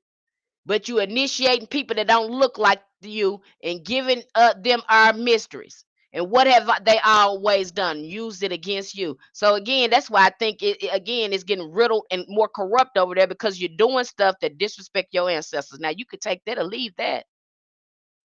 And then one thing about over there in hoodoo, and especially with me, I know I can speak for me. When somebody that don't look like me telling me they want to learn hoodoo, I don't care how much money they got. I'm not telling you nothing. This is closed over here. We don't do initiation over here. This is closed. Yeah, you might have $10,000. I don't care. This is closed. But do you do that? No, you don't. You don't do that. So just cut it out. Miss Penny, can you explain what part of Merlin played with the witch of Endor, please? From my understanding, when I look at them, which I'm gonna have to do more research, I'm gonna speak about this generally when I talk about the witch of when I talk about Merlin. But when you go back and look at some of his stories, Merlin is really again he is this first witch Because when you see him in his stories, he's like this first man witch, and he's teaching, these males how to have good integrity, ethics. He's teaching them that. Okay. Again, you can see him too aligning with this energy and trying to teach these men that. You also see Merlin too addressing a lot of these witches, getting rid of a lot of these witches when you have these men asserting themselves in the spiritual arts. And Merlin is a representation of that. So if you follow his story a lot, again, Merlin is the first male witch because nobody is after Merlin. Merlin is given recognition. He's given accolades. He's doing the same thing these witches doing. But what's different? Because Merlin is using his power he's gaining against the witches.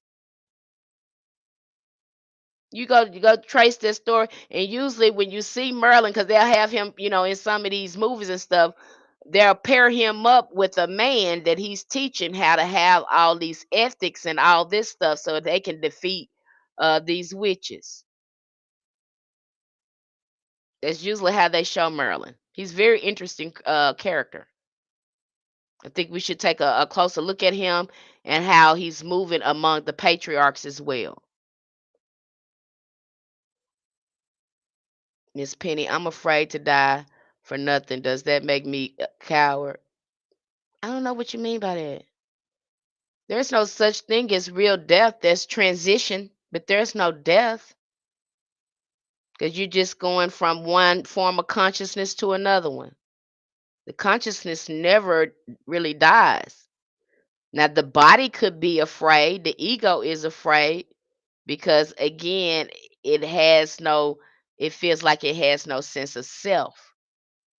So, again, when you go deeper into your spiritual practice, especially reading about death, because I've read a lot of books on after death experiences. And a few times, I have did some traveling over to the ancestral realm.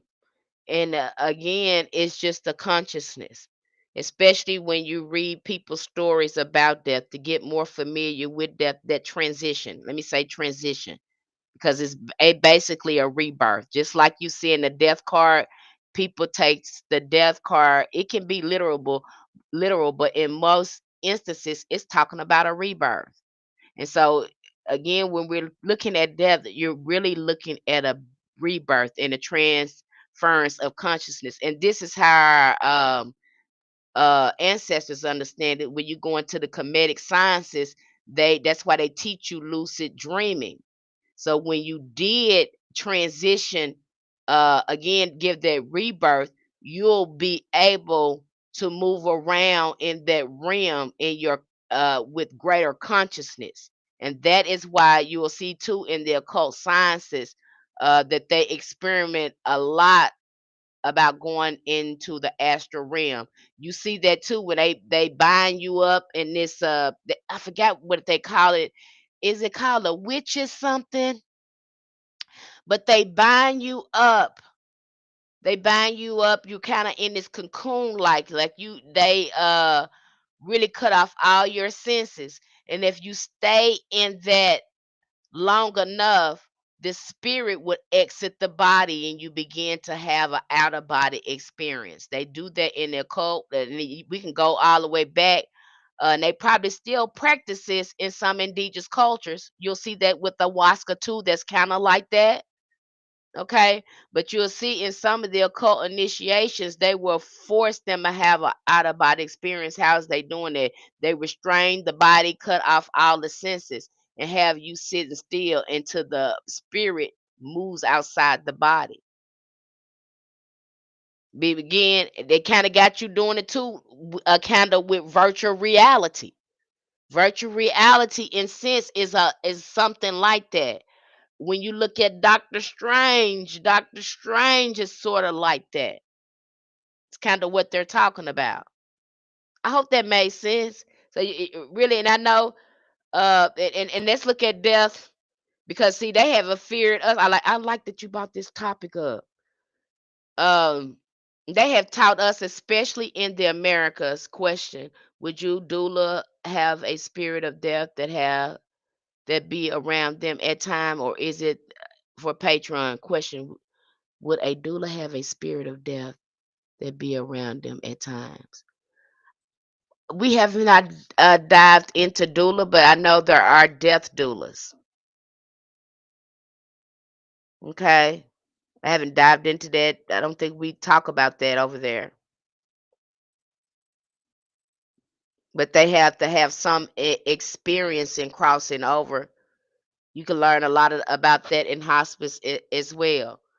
But when you look at death, let's look at this and put this in a better perspective, because they'll tell you to do not unalive yourself. Do not unalive yourself. And they tell you that in America, that's a big, big thing. But let's put this in a better perspective. This helped me put it in a better perspective. Kind of shift my way of looking at that is when y'all remember that doctor that was going around. I can't pronounce his name, but he would go to different places and help people with critical illnesses unalive themselves. Y'all remember him? What's his name? Dr. Kevorkian or something like that. I forgot his name, but he was all over the news. Javorkian. Okay. He was going over all over everywhere, like helping people. Uh Again. And okay, he was helping, and people was you're judging him, say, no, you should not be doing this. What do you think a hospice is? Do you know when you go into a hospice, that is a place where you have made up your mind to cross over. There you will not get any food or anything like that. They give you something to make you comfortable. And then most people have a do not resuscitate. That's basically what hospice is. I had a friend of mine's, her mother had cancer, and she was on hospice for 2 years, and they kicked her off.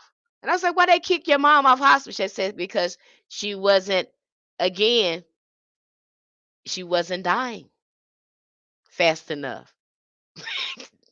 Kid you not, they kicked her off hospice because she beat cancer and she was still living.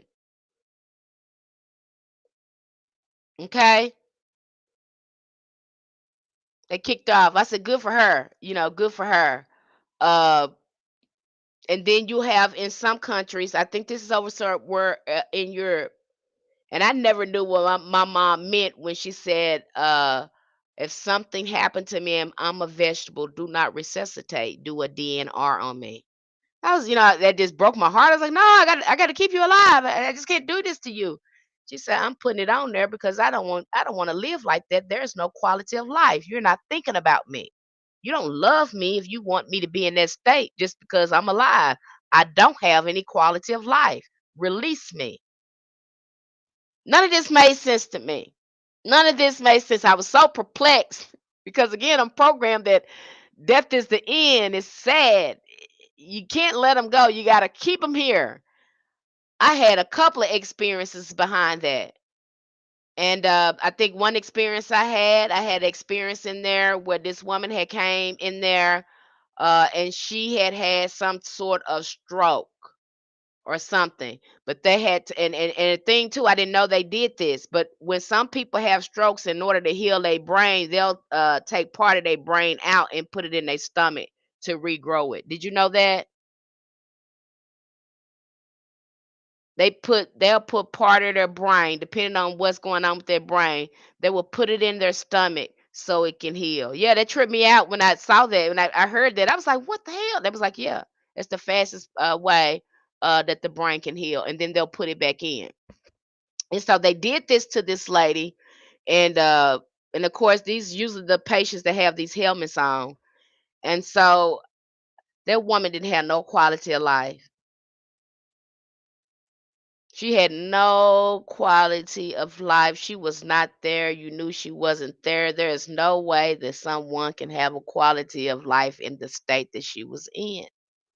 You can feel it when you walked in the room.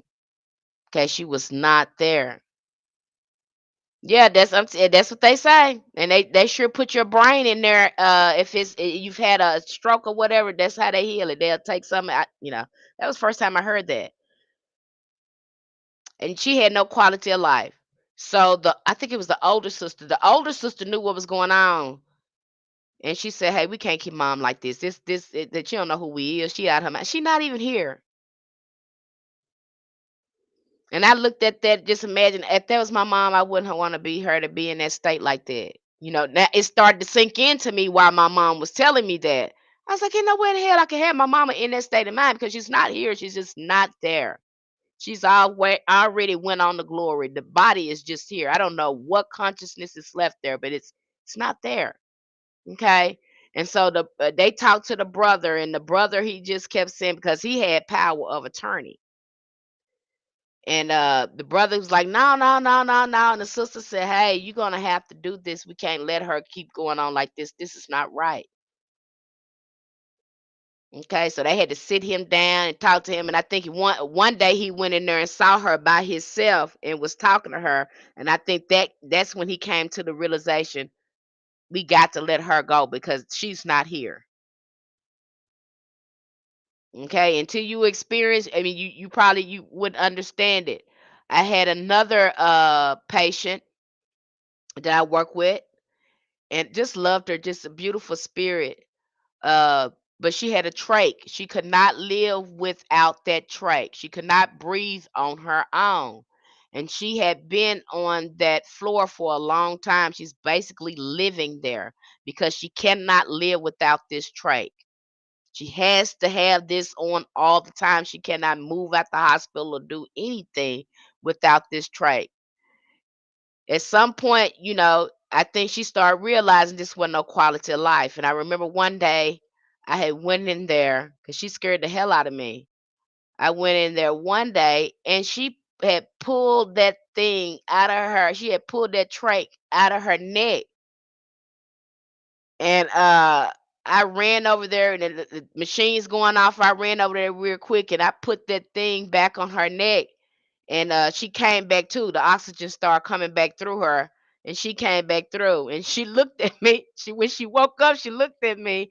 And when you work around trach patients so long, you learn how to read lips because a lot of them can't talk. So she looked at me, and I looked over there at her. I said, "Did you pull that out?" She said, "I'm still here." I said, "You still here?" She said, "Damn." I said, "Are you kidding me? Are you kidding me?" She said, "Can you please take this out and just let me go, let me go." I said, "I cannot do that. And if you do that again, I am going to strap you to that bed, ma'am.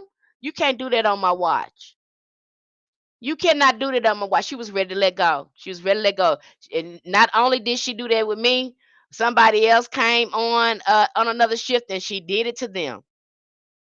I said, y'all gonna have to have a conversation with her family. And the nurse got her son in there. I think that was her son.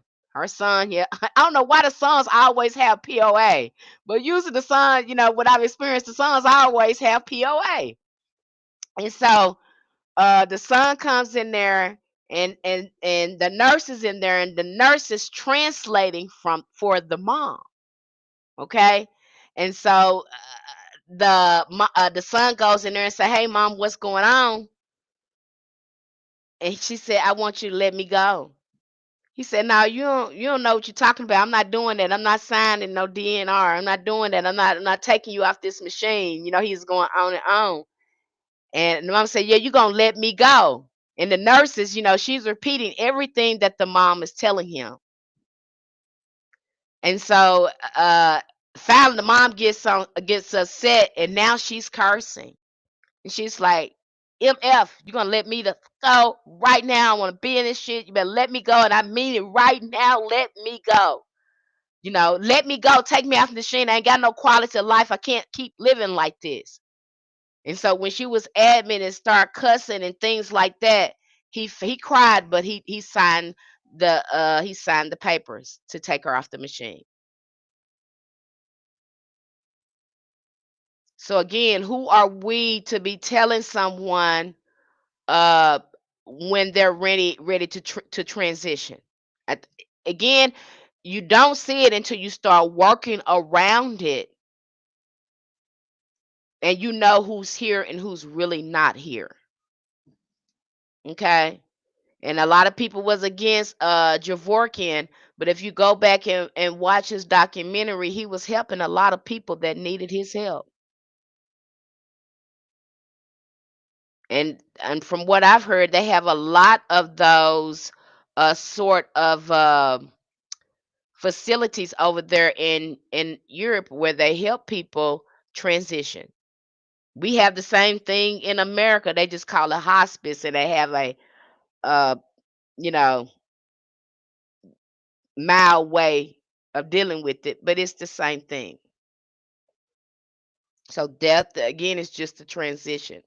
I know it's scary because you're leaving a body that you've been had for a long time, and now you got to transition into a place where the body is not going to be needed.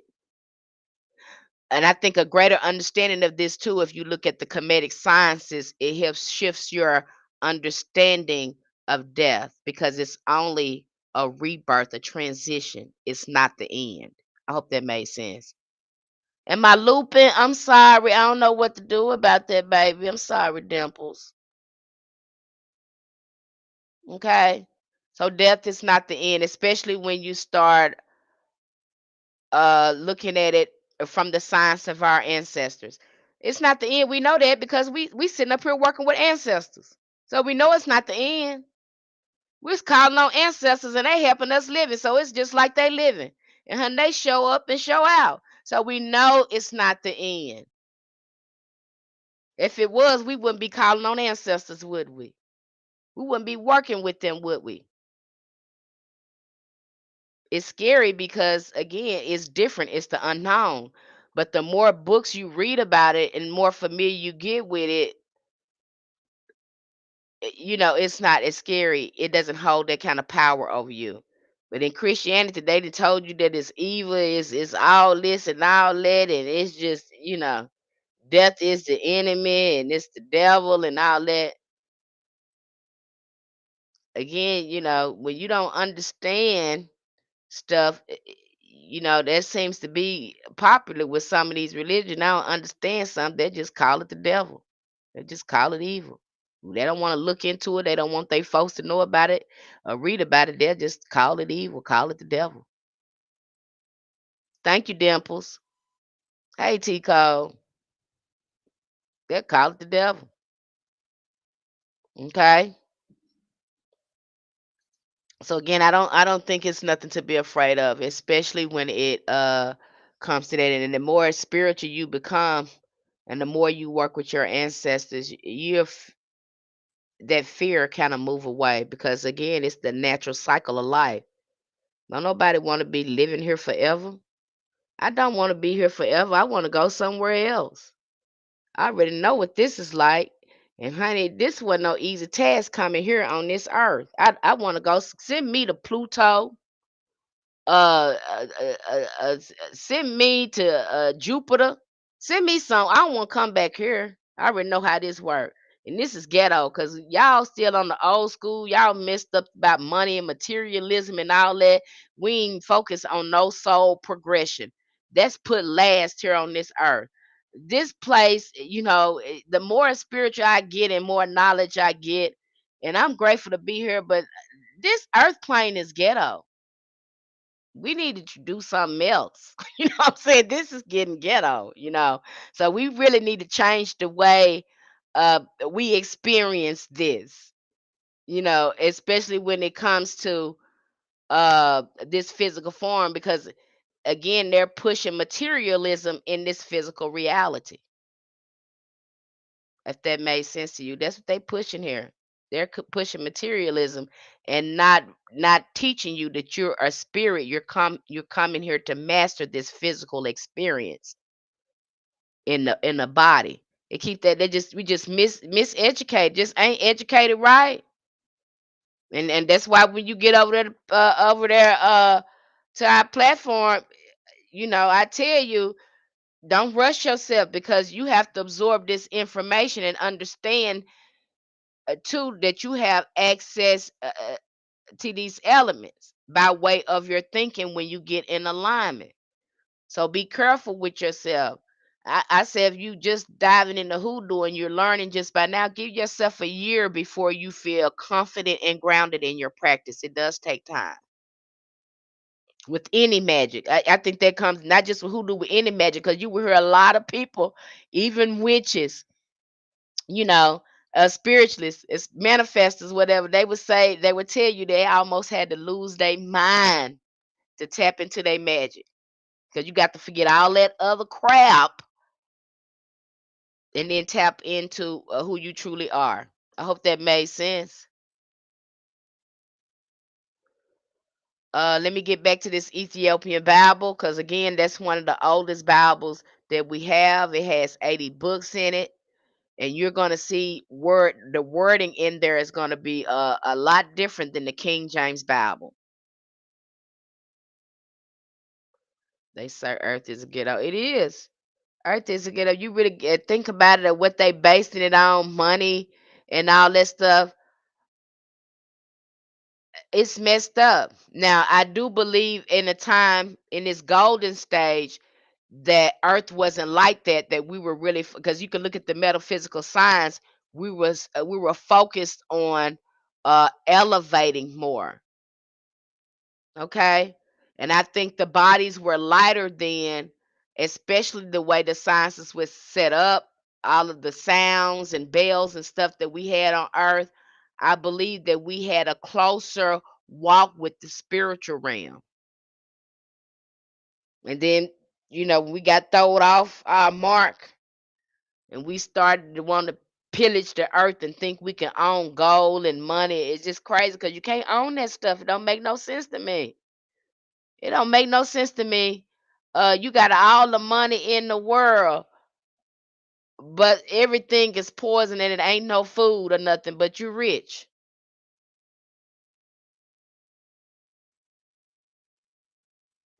Yet everything that you need is naturally there. It grows. We can grow food. We can take care of cattle. Is it you can build your own house? But no, we take a whole new route.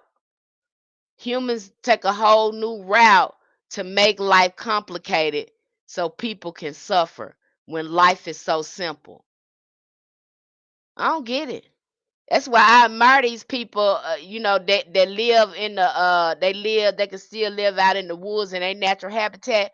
They are advanced civilization because a lot of us can't do that because they got us addicted to money. They got us addicted to staying in these houses. They got us disconnected from plants. We don't know a medicine if we seen one in the woods because they don't even teach us that. The stuff that they was supposed to be teaching us that they keep us totally ignorant from. And hell, you think about it, you just set up in that damn school for all that long ain't learned nothing. Because if you go out in the woods and try to live, you can't survive. Now, what they done taught you? Taught you to pretend like you know something, but you don't. Now, them folks that's living out there in the woods and the wilderness and all that, they are smarter than us. Don't talk about them. That is an advanced civilization. I bet you can't get your ass out there and survive 24 hours out there in their habitat because you don't know nothing. And then they had a nerve to call our ancestors primitive. Are you crazy? And then you didn't call them primitive when you need to go to a root doctor and they need to heal your butt. You calling on them then, go get that root worker that got to work them herbs and work their roots and come up here and fix my mama, fix my son, fix my baby.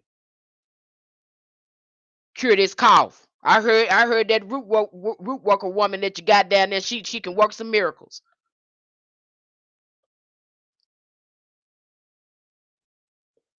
Okay? You want to call us primitive, all this stuff, but we knew our relationship with nature. We knew where the medicine was. It wasn't in y'all pills. Okay, so again, you look at them people that stand out there in the wilderness like that, them tribes and stuff, and they are thriving. They doing better than you. Their body is not aching from a whole bunch of work. Their mind ain't weary, ain't worried about no lights, no water, no gas, or none of that. They are home out there. They know where to lay their head. They know where to stay safe. They know their habitat. They get sick. They got access to medicine.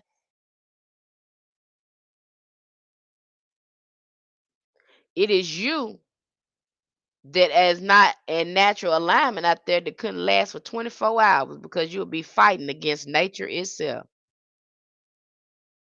Wouldn't know what to eat or how to make things. Sure wouldn't.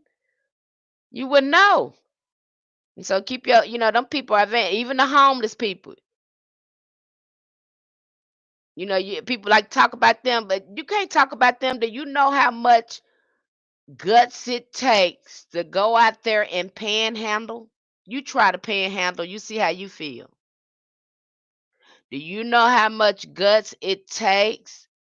Again, humility it takes to stay out on those streets like that and survive. And they know how to move about those streets and take care of themselves. Some of them that's been homeless for years. They really free.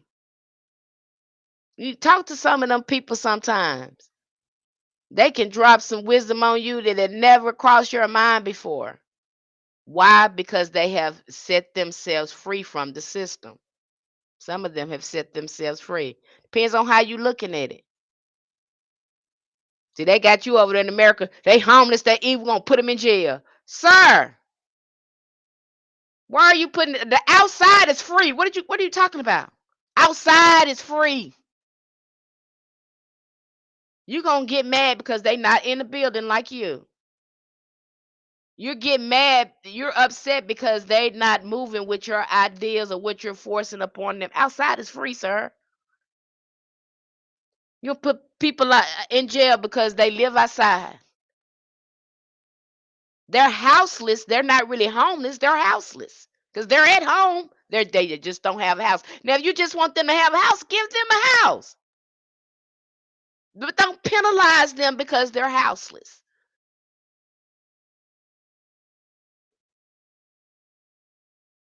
They choose to not, again, have all this stuff tied to them because you ain't free. Everybody talking about, I want this new car, I want this new this, I don't want this. Hun, that stuff have you a slave. You'll be a slave to that stuff. That's what you're doing. You're becoming a slave to it. It's eating you alive. And you got to keep up that rat race. And now that's how they really programming you now because now they got these rappers. I got Gucci, I got Versace, I got and I'm just fine. And they're teaching you again selfishness, egoism. That's what they teaching you.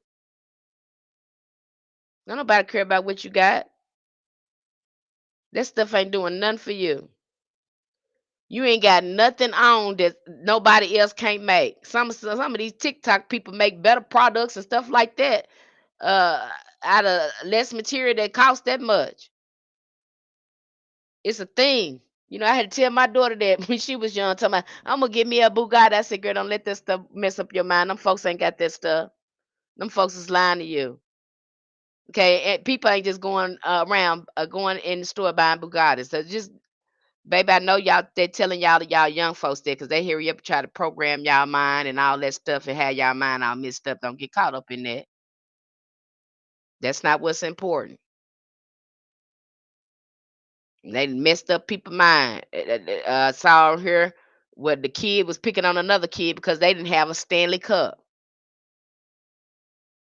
What? You lucky you not drinking water from the water hose. What are you talking about?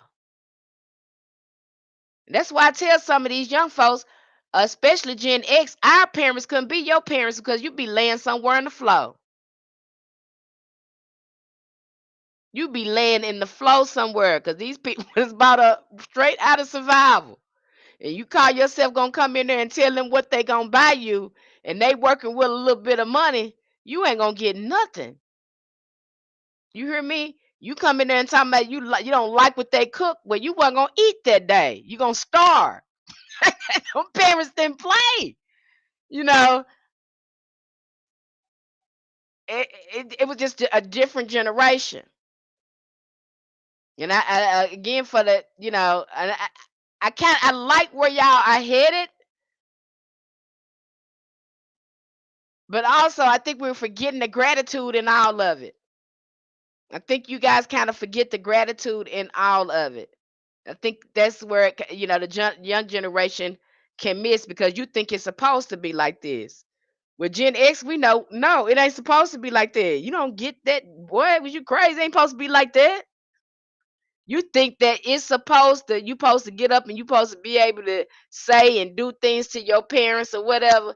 Hell no, if you did with that with a Gen X, you would be laying on the floor, probably picking up your teeth. So y'all are really, really lucky. And if you didn't like nothing, you kept it to yourself. Y'all getting a lot of gentle parenting, during this time. 'Cause I used to tell my kids all the time, I said, boy, if my mama was your mama, you'd be laying in the floor. What you just said to me. You would be laying in the floor. Probably somebody's ambulance be coming to get you. Okay, so again, some people they come in thinking that they're entitled. You get a lot of that stuff, but with Gen X, the way we grew up, we absolutely knew the hell no, you weren't entitled. You better ask shit. You better ask for every step you taking.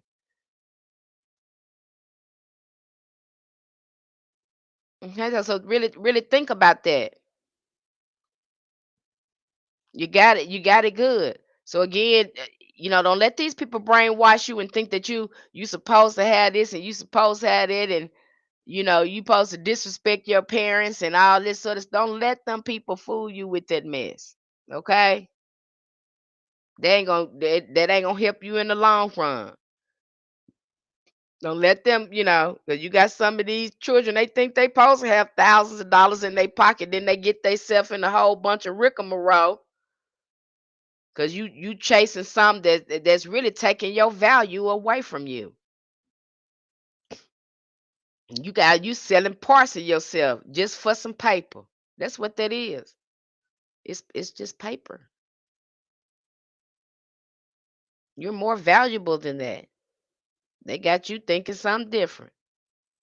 Okay, so y'all be careful out there with young folks because they did the same thing to us. They played on our mind like that, with that money and all that stuff, and to come back in the long run, we still had to learn a lesson behind it. Okay, they'll have you focused on something else. Keep your morals, keep your integrity. Don't do it because you got people out here they running out here chasing this fame and chasing this money, and they have to sell parts of themselves or they have to be abused in the long run. You have some of these companies like that. You have these companies, they say, hey, we pay $40 an hour. You get up in there, you apply for that job, you so happy, like, yeah, I'm gonna hit the market right now. I'm gonna hit all my budgets. You get up in there and it's hell up in there. They slave driving the hell out of you. You doing 7 jobs, 8 jobs for that $40 an hour. You ain't even got no life. They want you to really have that job with you 24/7 and pick up your phone and all. You see that? And you swear some of these people swear they love their job, but their job is slave driving them, is abusing them. But because there's money involved, they're willing to make that trade. All money ain't good money. And you have some people, they make just enough money to make ends meet. They got everything they need and they're so happy. They're so grateful. So again, this is in the eye of the beholder and how you look at it. What's more important, money or you? And most of these people that, again, looking at a lot of these doctors and the people that make all these money, some of these people be crazy as hell. They be crazy. They be insane. They be psychopaths. You're seeing it right there, and you look at the man that's doing all the stuff over there. Okay, them some of the people be crazy. Okay, you see it with your own beautiful eyes over there. So pay attention to what's going on. You think you need all that stuff, but you don't. Life is really simple. It really is. I had to break this down to ex-husband of mine, and it was over him. It went over his head, and it wasn't till maybe 3 or 4 months later he came back to me. He said, "You know what? It really is simple. I didn't get what you were saying at first, but now I get it." Cause he would always come home and tell me, "We're gonna get some. We're gonna buy such and such and what such and what them folks they got." I said, "No, the hell, we're not buying it. I don't give what I don't give a damn what the Joneses got. We're not them, and they not us. I'm not trying to keep up with them people. I don't care what them people got. If they want that, let them have that. But we don't need that. No, we're not getting that. Not trying to keep up with the Joneses. I'm not trying to keep up with it with what they got. How is that helping us? Sometimes we get stuff because they making us buy it. We got to have that $300-400 bag, and then we get the bag and we ain't got no money to put in it because all the money we had we spent on the bag. It make it make sense. Make it make sense. That's how crazy they got some of us. Okay, so really think about what you're doing, because we have normalized insanity. All right, so let me get back to this Bible here, this Ethiopian Bible, because again, this is the oldest Bible, the oldest canon. It's different from the Western Bible. Like I said, it has a more books into it. It also has the book of Enoch. But again, as we're looking at these Bible, no matter which Bible you get, keep in mind who is again creating this Bible and what they're putting in it. So, and I have to tell people over there, we read this with an objective mind. Don't worry, because when I do a review, I'm going to help you again access your objective mind when you're going in looking at these materials. Especially, now that you have all the history surrounding the Bible and this information, now you can go in there and be with your discernment. Let me say it like that.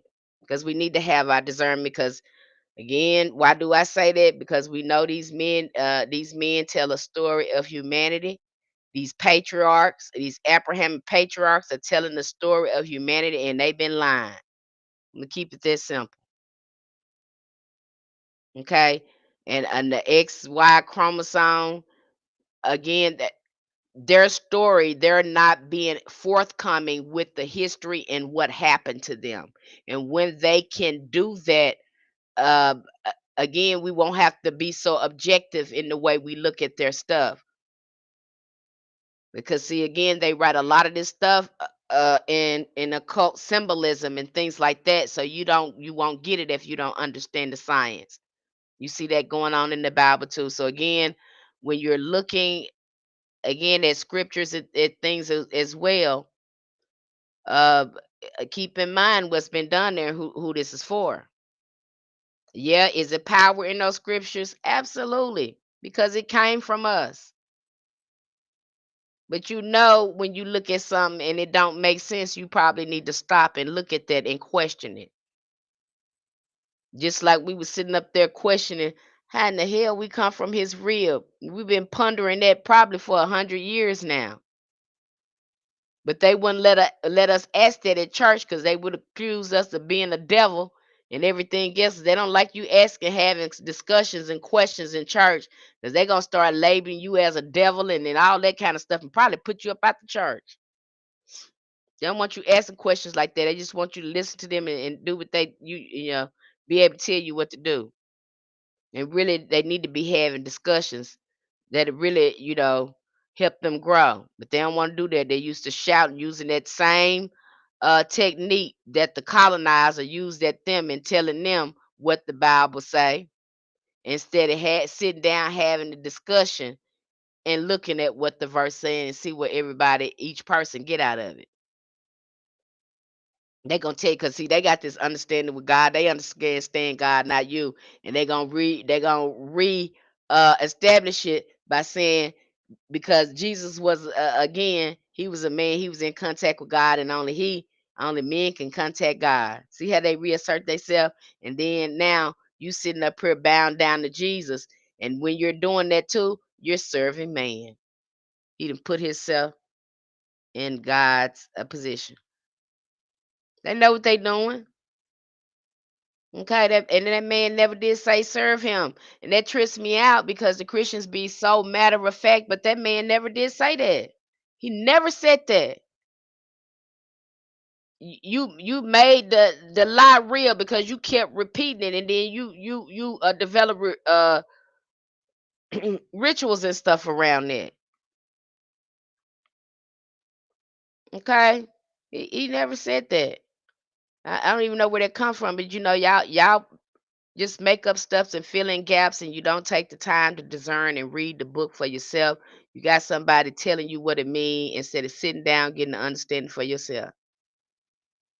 And even though we sit here and tell you the truth, you're adamant in that ignorance. That's what's so disturbing about it. You're adamant in it. And just because everybody doing it, it don't make it right. It don't make it right. Okay? That's because everybody doing it don't make it right. Just because it's popular don't mean it's right. It's moral. It's ethical. Don't make it right. Okay? So y'all need to think about that. You never for once think about that. You too busy trying to send people to hell that don't agree with your doctrine. That's not in your Bible. Your doctrine is totally different from your Bible. That's something that doctrine is a man-made thing that you agree with. How you gonna understand that Bible as a religion? That's man-made. That's attached to that Bible. Has nothing to do with that Bible.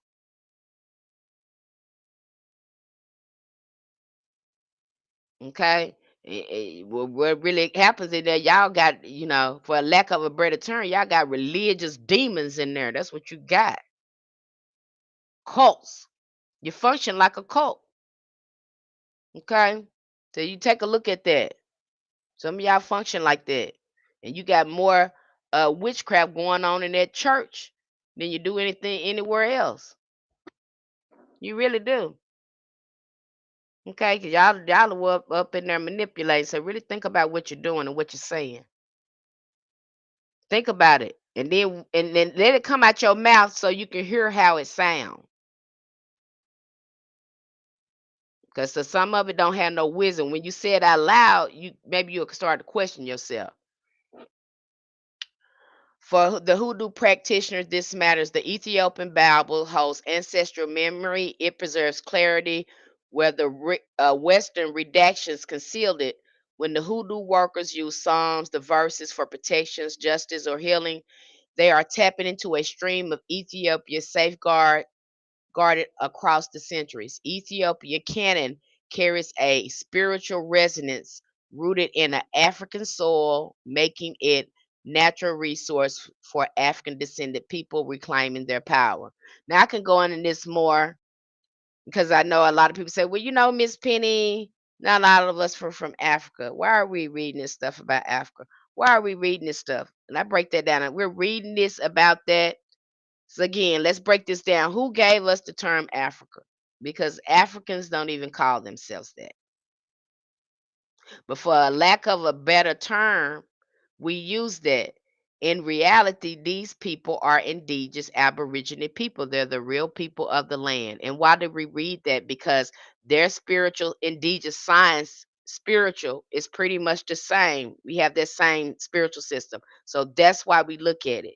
Because we're looking at when we're looking at the indigenous spiritual practices, we're looking at the practices of our ancestors. Does that make sense?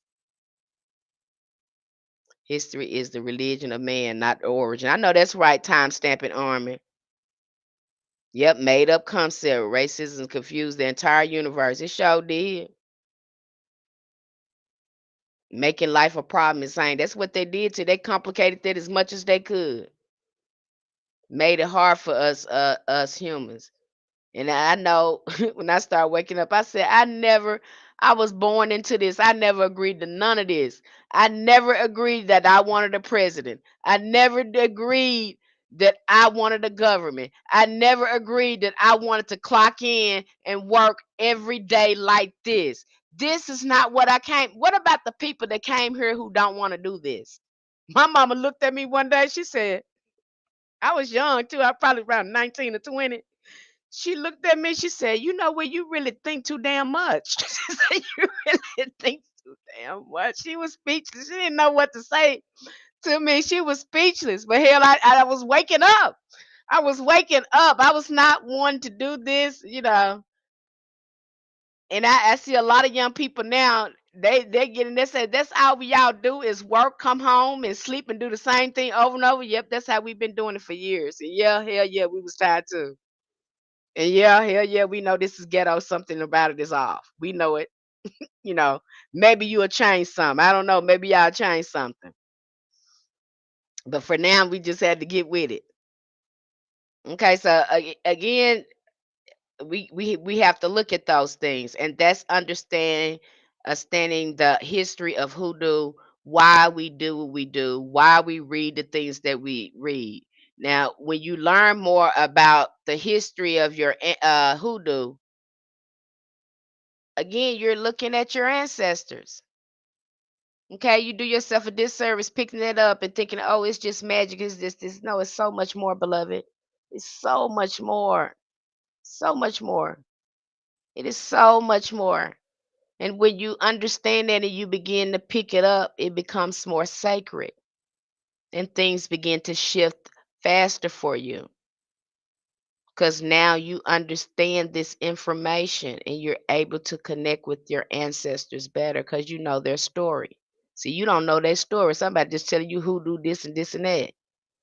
But no, we're gonna break that all, you if you're on there on our Patreon, you get a chance to go through all the information. I am very thorough. I break everything down. You will not be confused. You're not going to get over there. I'm not going to, again, I don't agree with showing people a whole bunch of work because, again, ancestor magic is personal. Ancestor magic look different in each family. Hoodoo look different in each family. The only way you're going to get sufficient in it is you start crafting your own work with your ancestors and be guided by them. Okay? If you're looking at somebody else's magic they're showing you, that's their family magic that works well for them. You might pick it up and it don't do nothing for you because your family didn't do that type of magic. That's not in your bloodline. Okay, that's why I leave it open for you and get you aligned with your ancestors. I'm again, you're gonna hear me say that out. You're gonna get tired of me saying that. She said, go talk to my ancestors. She said, go take a spiritual bath. She said, go do some shadow work. That's what I'm gonna tell you, because that's the foundation. If it is as a spiritualist or your mentor is not telling you that, they're not giving you a very good foundation, beloved, and we need a good foundation. I'm gonna be safe as time stamping army. You want you to have a good foundation. You usually have people that start having problems in their hoodoo that has not been consistent in their rituals or their ancestral veneration.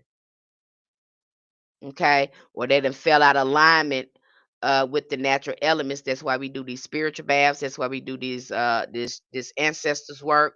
Whether you're doing novenas, bovitas, doing ancestor elevation, again, if you find your magic, weakening or whatever, and you find something off, again, you probably need to do some alignment work. And we're always realigning our energy because we're always coming in contact with other energies that can impact our energy. Now, some people wear crystals to stop that, to really help them maintain their energy. Some people do meditation rituals. They often meditate. They're constantly grounding to keep their energy in alignment. Everyone is different. Okay. Everyone is different. So again, making sure you're assessing your energy and you're taking care of yourself. That's going to be the biggest thing. And keeping you aware of that.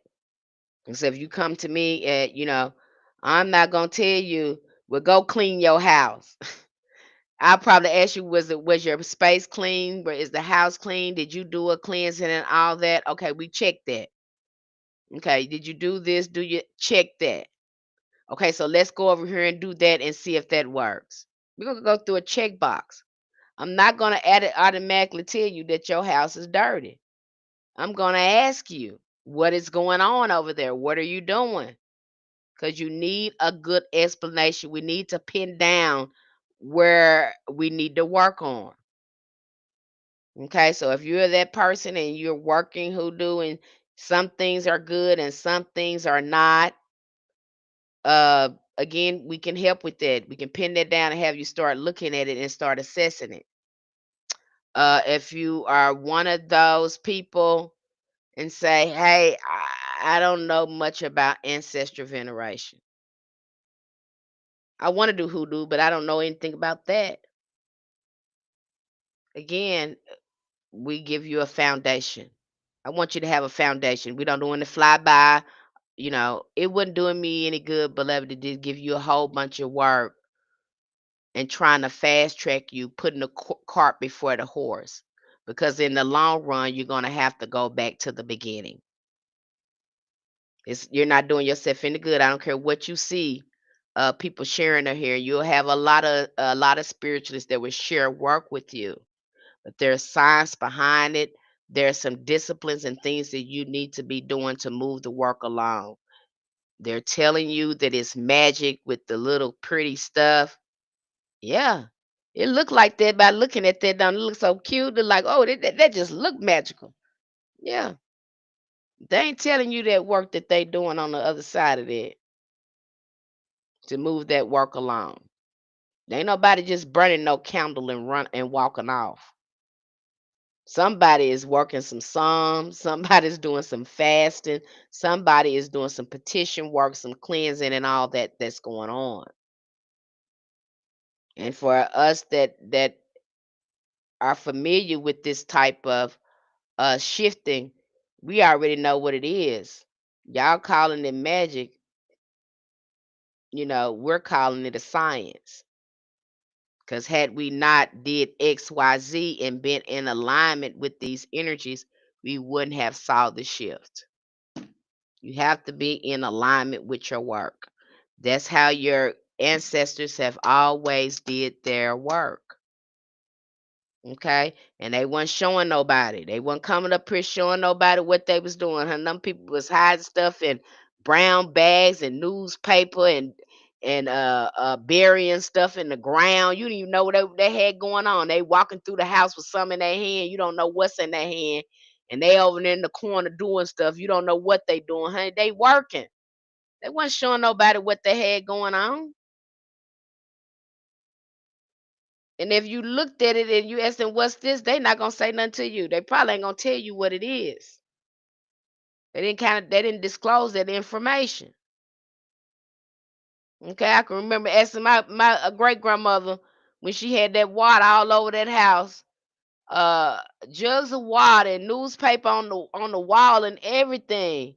And she was making my aunt mad. She's getting upset because she was taking care of my great grandmother. And she kept asked Big Mama. She said, Big Mama, why do you keep putting this water and newspaper all over everywhere like that? I'm tired of you doing. She just fussing at Big Mama.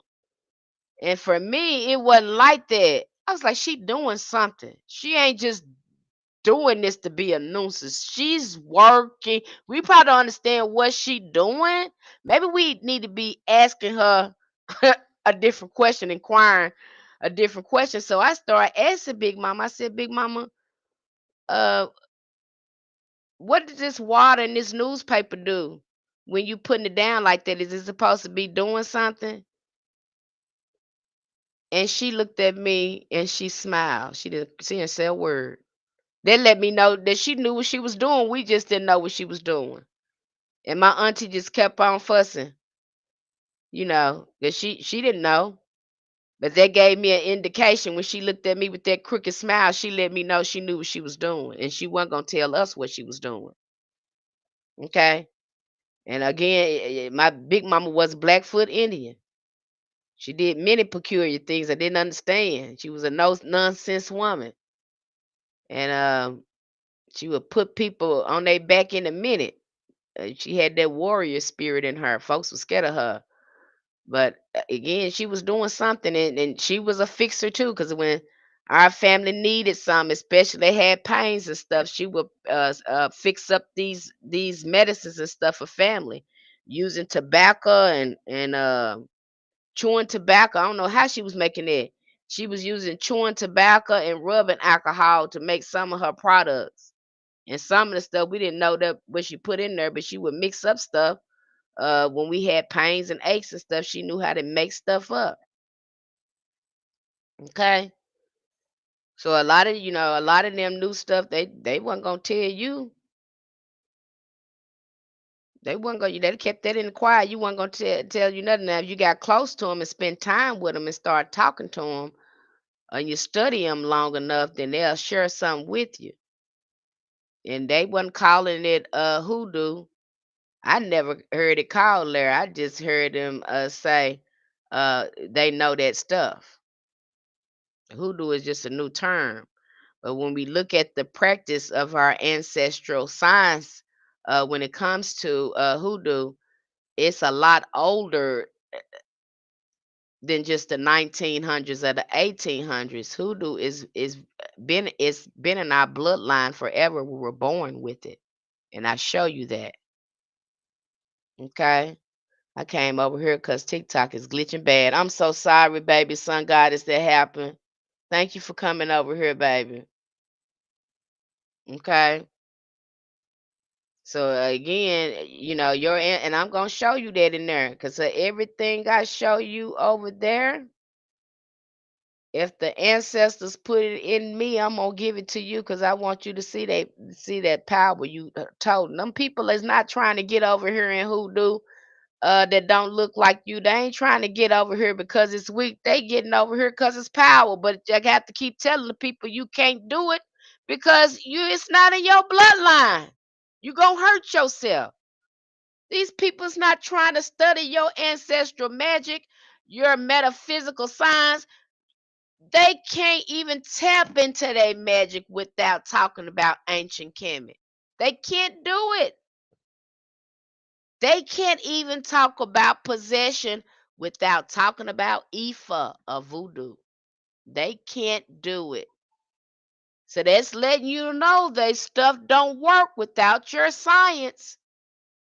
And when you start looking at hoodoo like that, you begin to own your magic. And that is why I will always teach it from that perspective. And that is why I will always break it down and go beyond the Christian concepts when I am going over this stuff with you. Because it's yours. Okay, that's why them folks want to jump on over here in here, and because they know you got some power, but you can't have this power if you're not in the bloodline. And you keep trying to explain that to them people, and they don't want to listen because they think that it look like folk magic. They telling you no, no, no, this ain't that. You have to tell them this is not that. I know you think this that, but that's not that. Okay. And see, they don't fully understand. But when you get out, we break that all the way down, and I'll break it all the way down for you to help you understand.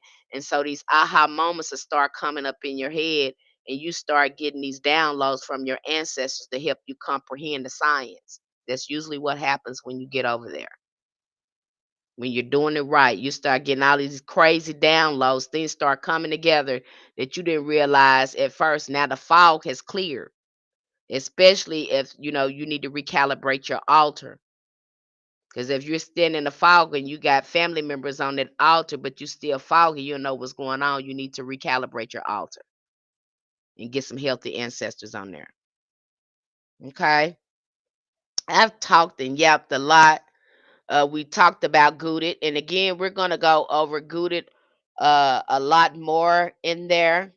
I loved her resistance. I can really see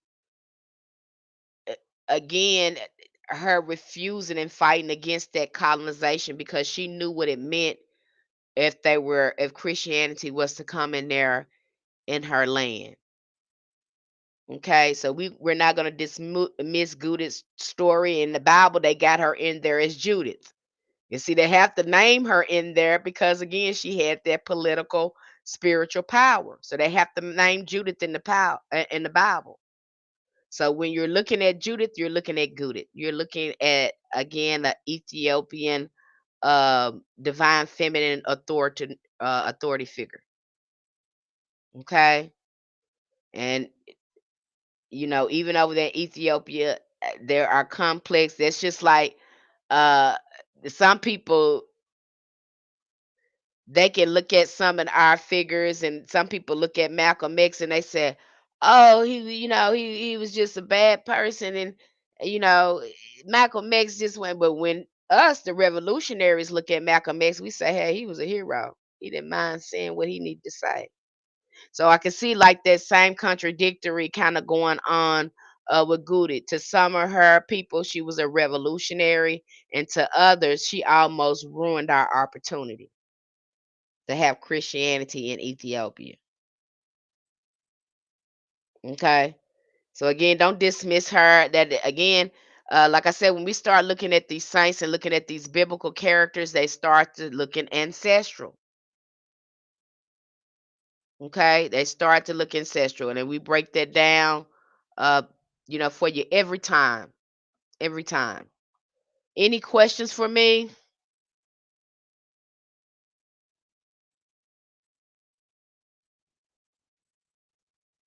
Any questions? If you're interested in more knowing the more about Goody, we'll be dropping a detailed lecture on there probably this week or next week. I'm still finishing up the touches on the lecture and grabbing everything to on there. Very good story, very interesting story, great story. If you have not looked at our last video on YouTube live stream about Enoch, go watch that video because you get a chance to listen to that, look at that from another perspective. And we should be able to look at it from different perspective because we know these men, they come in here and they go in here, these Abrahamic men, they go in here and they write fantasy books and push them out to be literal, and they be straight myths and fantasy books because they don't want to tell the truth. They don't want to take accountability. Now we didn't do that to the women. The angels did that to the women. Really, sir? You're not gonna take no accountability. That's just like Adam in the garden, and he posted that bit out this fruit. And the first thing he did, he said, "It's the woman that you gave me made me bite off the fruit." He didn't take no accountability. Same thing. So you can see that recurring theme with some of them. Okay, so if you want to know more about Queen Gudit, again, and when we talk about the Ethiopian Bible, we have to talk about Queen Gudit, and it gets very interesting over there when we break that down. Um, if you're new to learning Hoodoo, you want to learn it from a scientific perspective. You really want to understand why these people are telling you to do certain psalms, why you supposed to be getting up at certain times. You really want to understand the components and the workings of how it works. You're just getting, workings and spells and things like that, but you're not getting it as a whole. Get over there because we're going to give it to you as a whole. You're going to understand it. I'm not going to give you bits and pieces and gatekeep things on you. That's not helping you. Okay. And I recommend the ritual of the conjure membership. If you, because you get more access to exclusive information and I break everything down. Now, if you get the occult knowledge, you're just going to get literature. You're not going to get any lectures. You're not going to get any videos. You'll just get uh, resources and literature. That's what you'll get. But if you get over there in the ritual and conjure membership, you're going to get the lectures, you're going to get the books, you're going to get again more hands-on presence with me. Okay, and that lets me know if you get in there, if you get in those memberships, you let me know that you're ready to work. And everything that I'm be dropping to you and talking to you like you are a practitioner. I'm getting you ready to be a practitioner. I'm getting you ready. If you want to work with clients, you'll be able to work with clients. Okay. I want to give you again whatever the ancestors, everything the ancestors have taught to me and the way they have taught it to me, I'm going to teach it to you. And I was fully led by again with the ancestors the way this thing has been going for me. And I want to get you on the path with your ancestors so you can start building your ancestral magic and being rooted in your practice. For those of you who are ready. Okay. Any questions for me? Because we covered a lot. We talked about Enoch. We talked about Gudit. Very, very good story. Um, talk about it even more over there. Any questions? Hello, Lilith every night. I don't got that many people on my TikTok live stream because they said my thing was glitching bad over here. I'm so sorry that's happening. I ain't got no control over that, child.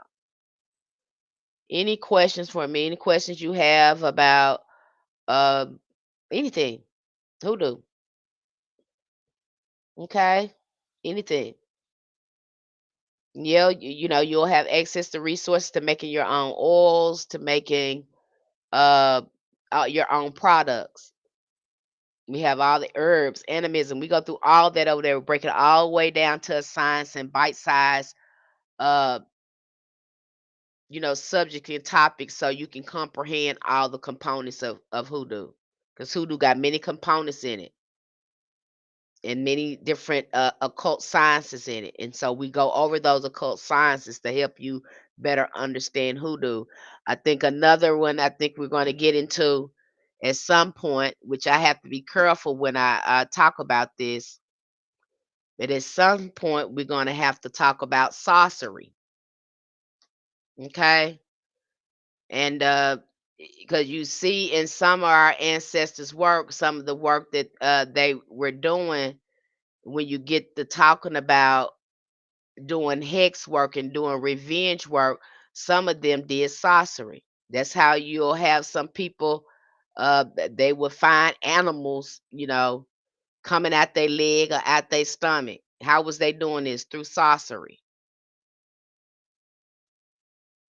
And I probably go through that with the conjure because the rich with the conjure members, because I know the ritual members, that's going to be too advanced for them.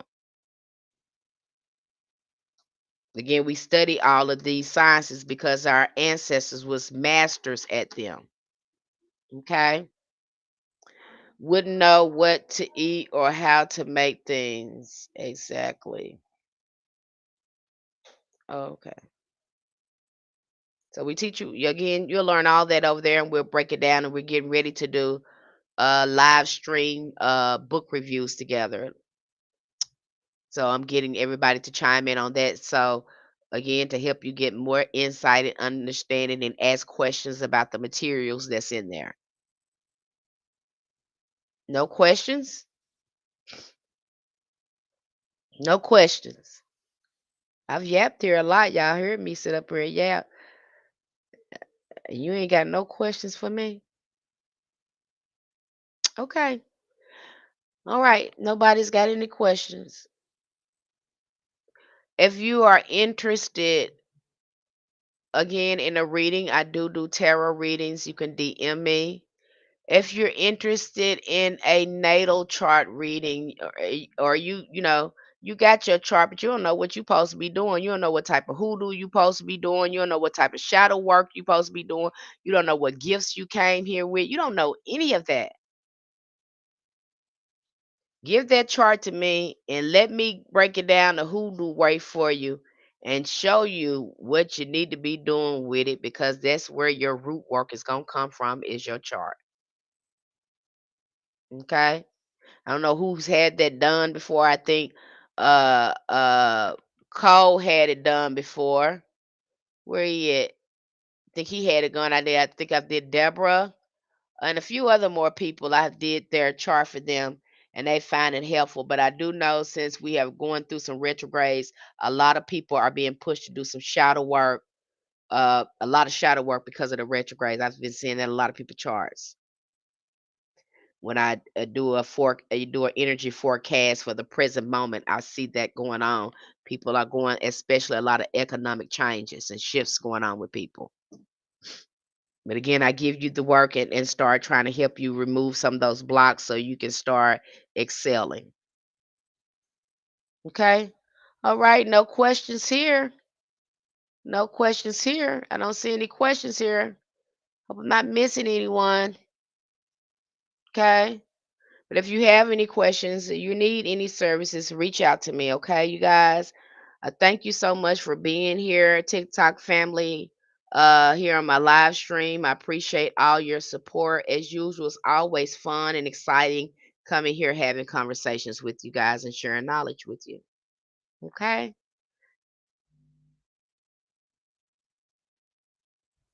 Okay, dismiss that. I don't know what that thing, huh? This TikTok thing doing something else. Okay, so before I let y'all go, my YouTube family, do y'all have any questions for me?